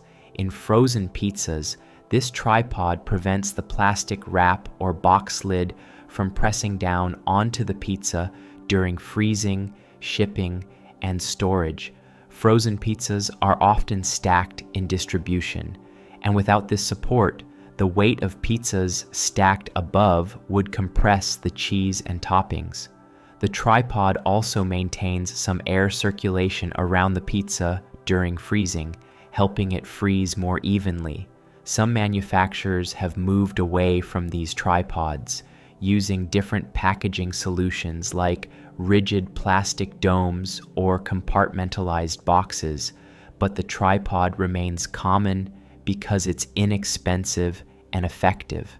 The small groove or channel running around the rim of your coffee cup lid, the one that the rim fits into, does more than just secure the lid. It creates a deformable seal that accommodates slight variations in cup size. Manufacturing tolerances mean that not every cup is exactly the same diameter, and this flexible seal ensures the lid fits securely regardless of minor variations. The channel also creates a smooth edge against your lips when drinking, preventing sharp plastic edges from causing discomfort. The small hole in the lid, usually opposite the drinking spout, is an air vent that prevents vacuum formation, allowing liquid to flow smoothly when you sip. Without this vent, you'd have to work against vacuum pressure, making drinking difficult and potentially causing the lid to collapse inward.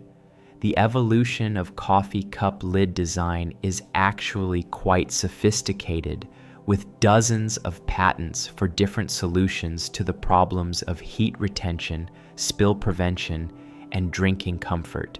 The extra stitching on the back pockets of your jeans, often in decorative patterns or contrasting colors, originally served a functional purpose beyond aesthetics.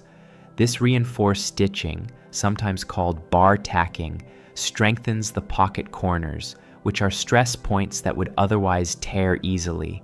The decorative patterns evolved from purely functional reinforcement as jeans makers realized the back pockets were a highly visible design element.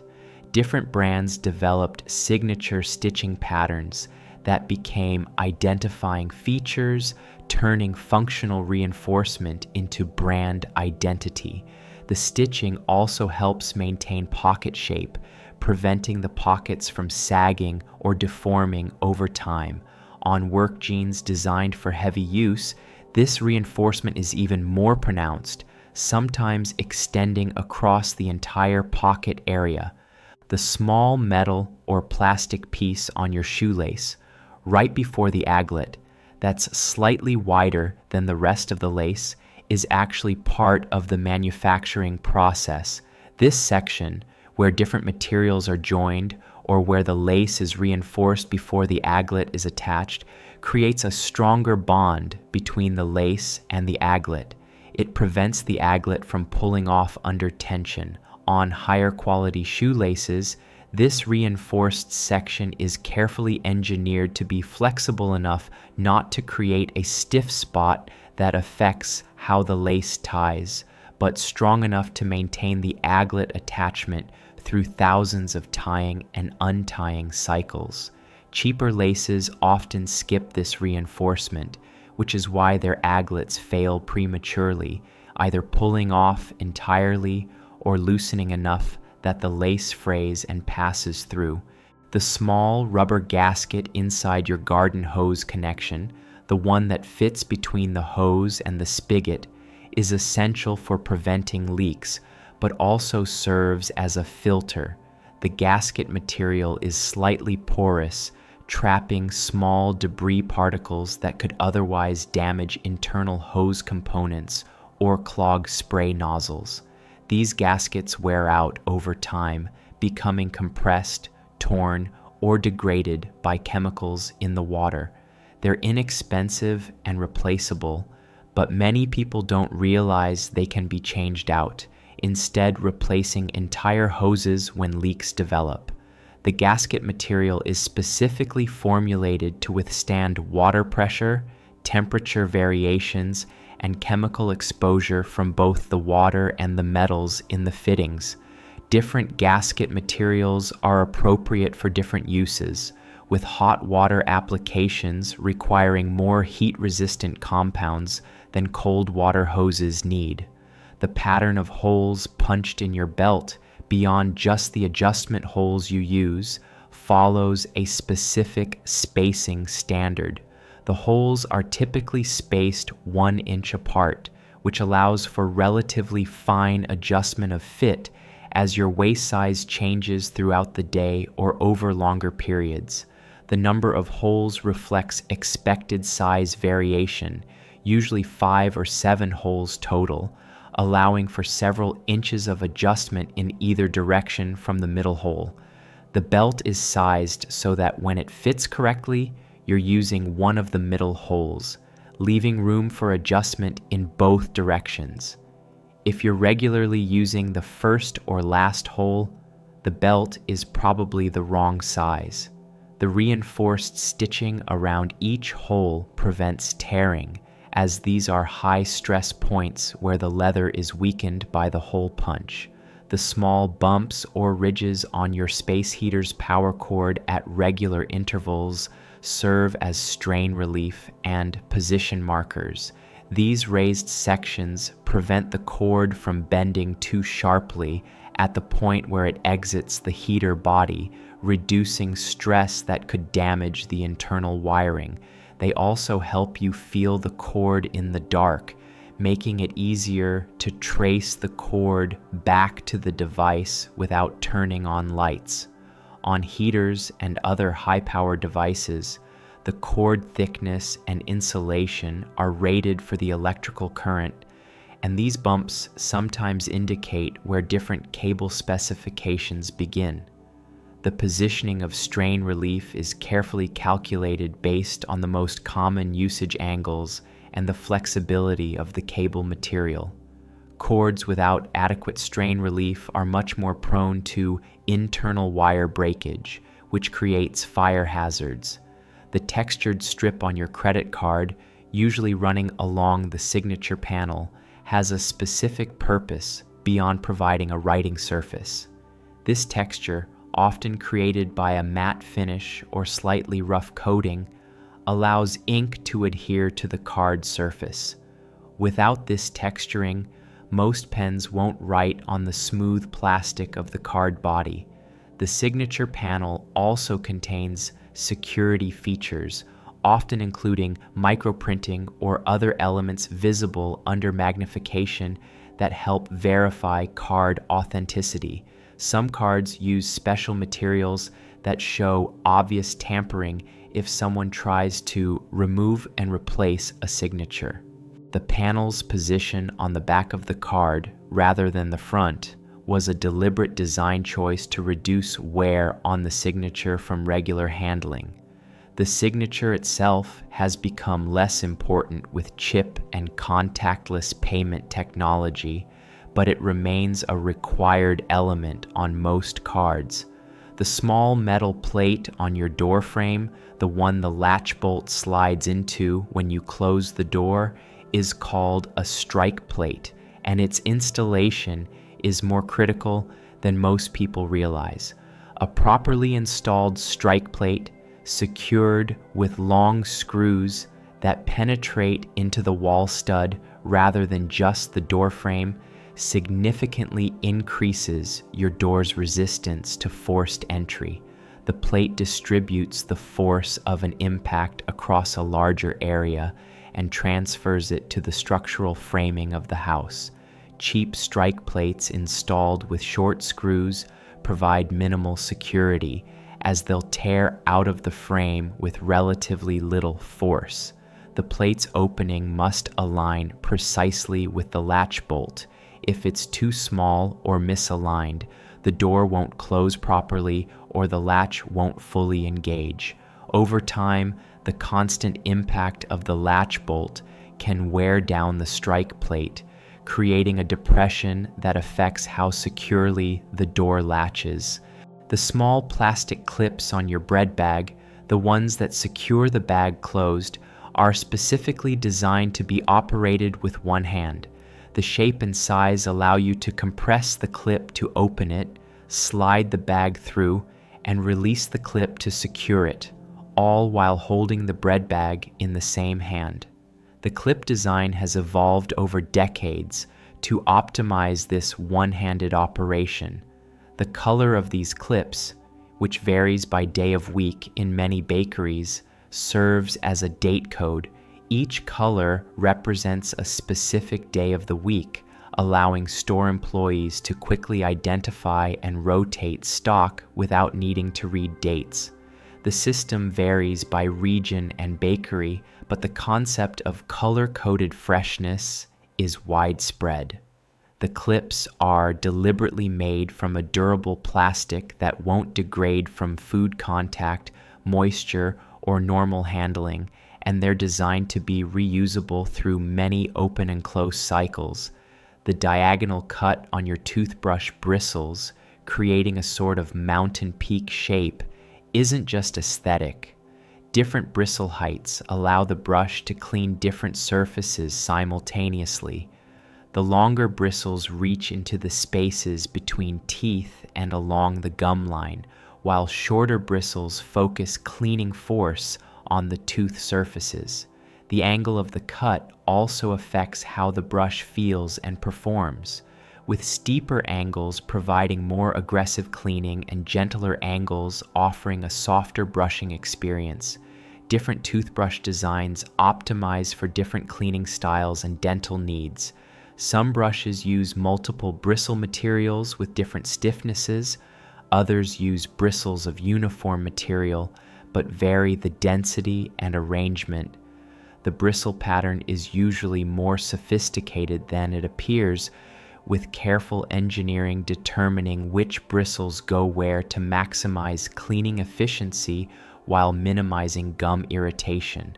The small metal tab on your aluminum can, the pull tab you use to open it, has gone through multiple design iterations over decades. The modern stay tab design, where the tab remains attached to the can after opening, replaced older pull-off tabs that became litter problems and created sharp metal pieces. The current design uses a rivet as a fulcrum point, allowing you to press down on one end of the tab to punch through the scored opening on the can top. The score line, the thin channel that forms the opening, is precisely engineered to rupture when pressure is applied, but remain intact during filling, sealing, and shipping. The tab size and shape are optimized for finger operation, though people with limited hand strength or dexterity sometimes struggle with them. Some manufacturers have experimented with easier opening designs, but the current system represents a balance of manufacturing cost, ease of use, and safety. The foam padding inside your headphone ear cups does more than provide comfort. The foam serves acoustic purposes, damping unwanted resonances and absorbing sound waves that would otherwise reflect inside the ear cup and create distortion. Different foam densities and materials affect the sound signature of the headphones. Memory foam provides comfort and creates a better seal around your ear, improving bass response and noise isolation. Open cell foams allow some sound to pass through, creating a more natural, less isolated listening experience. The foam also protects the delicate speaker drivers from moisture and debris. Over time, this foam degrades from skin oils, sweat, and compression, which is why older headphones often sound different than they did when new. Many headphones have replaceable ear pads, allowing you to refresh both the comfort and acoustic properties. The small magnet in your laptop screen bezel, the one that triggers sleep mode when you close the lid, is precisely positioned to align with a magnetic sensor in the keyboard deck. This reed switch, a simple device that closes an electrical circuit when exposed to a magnetic field, tells the computer when the lid is closed so it can take appropriate actions like sleeping, hibernating, or simply turning off the display. If this system fails, your laptop might not sleep when closed or might sleep unexpectedly when it detects magnetic fields from other sources. The magnet strength is carefully calibrated, strong enough to reliably trigger the switch, but not so strong that it affects other components or causes issues with credit cards or other magnetic media brought near the laptop. Some modern laptops have moved to Hall effect sensors or other detection methods, but the magnet and switch system remains common because it's reliable and inexpensive.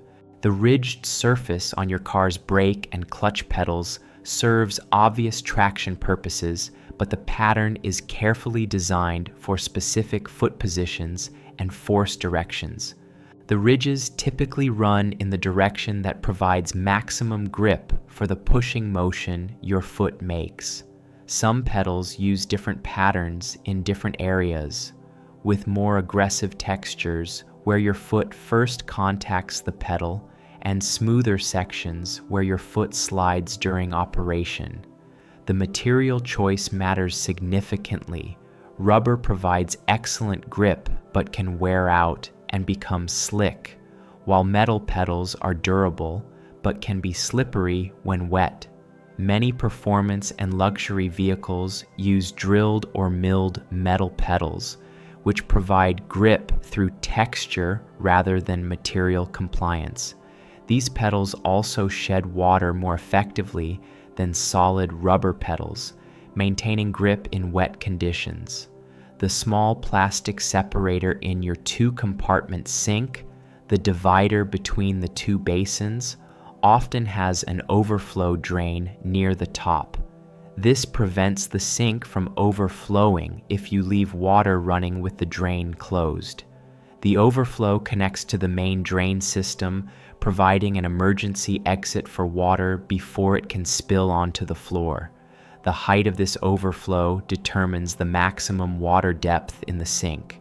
The overflow also serves a secondary function, helping to ventilate the drain system, which prevents slow drainage and eliminates gurgling sounds.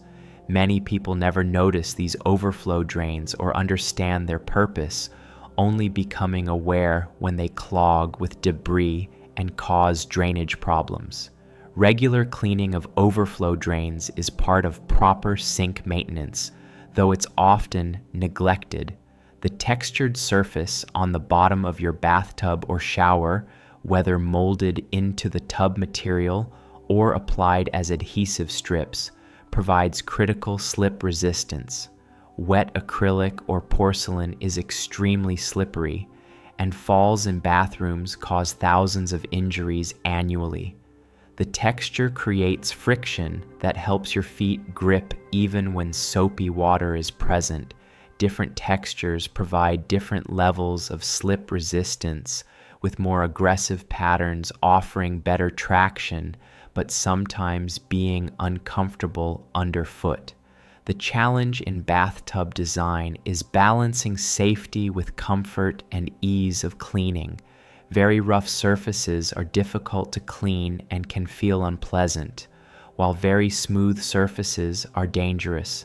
Many modern tubs use carefully engineered micro-textures that provide good slip resistance while remaining comfortable and cleanable.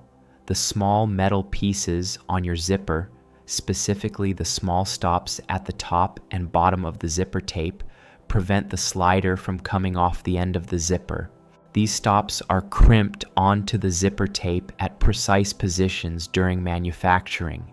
If a bottom stop fails, the slider can come completely off the zipper, often making the zipper irreparable without professional help. Top stops prevent the slider from pulling over the top of the zipper and separating the garment.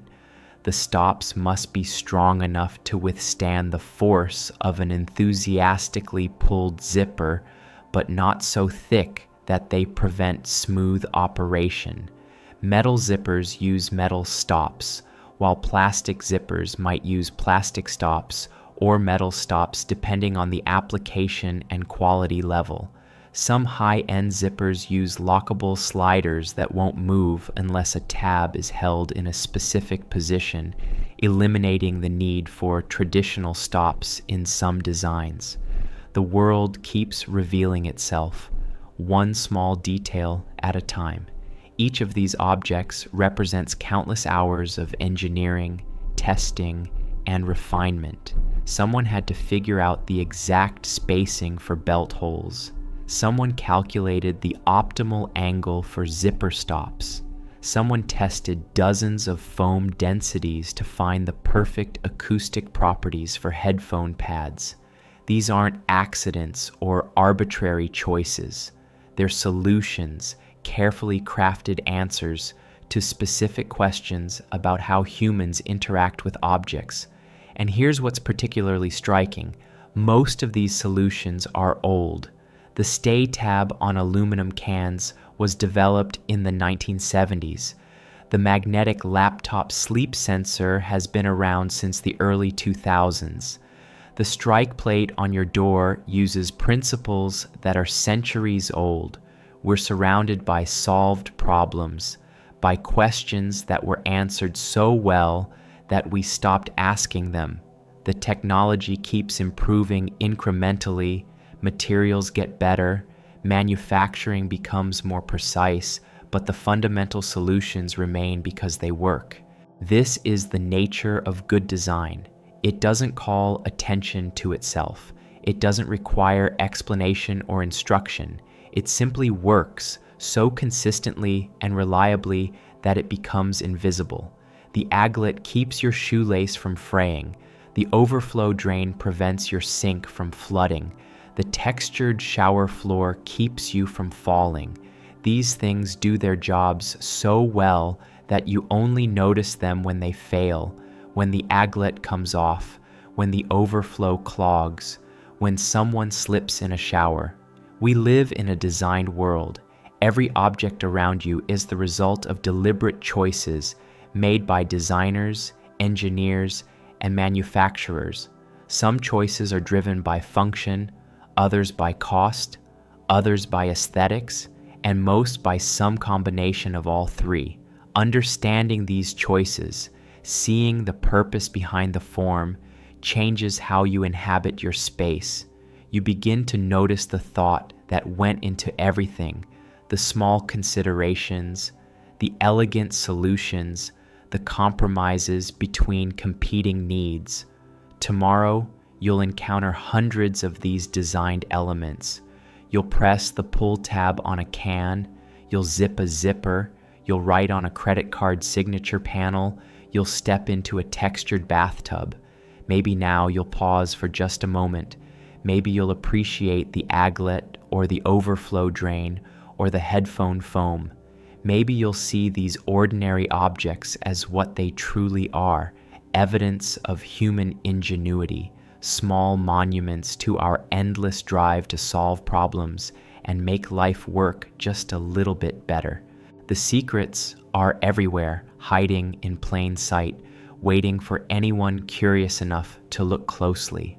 And there are always more secrets to discover, more hidden purposes to reveal, more stories lurking in the objects we touch every single day without thinking.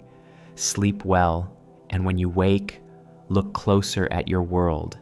Every object has a story, every design has a reason, and understanding those reasons connects you to the invisible community of problem solvers who came before you, who shaped the world you inherited, one small detail at a time.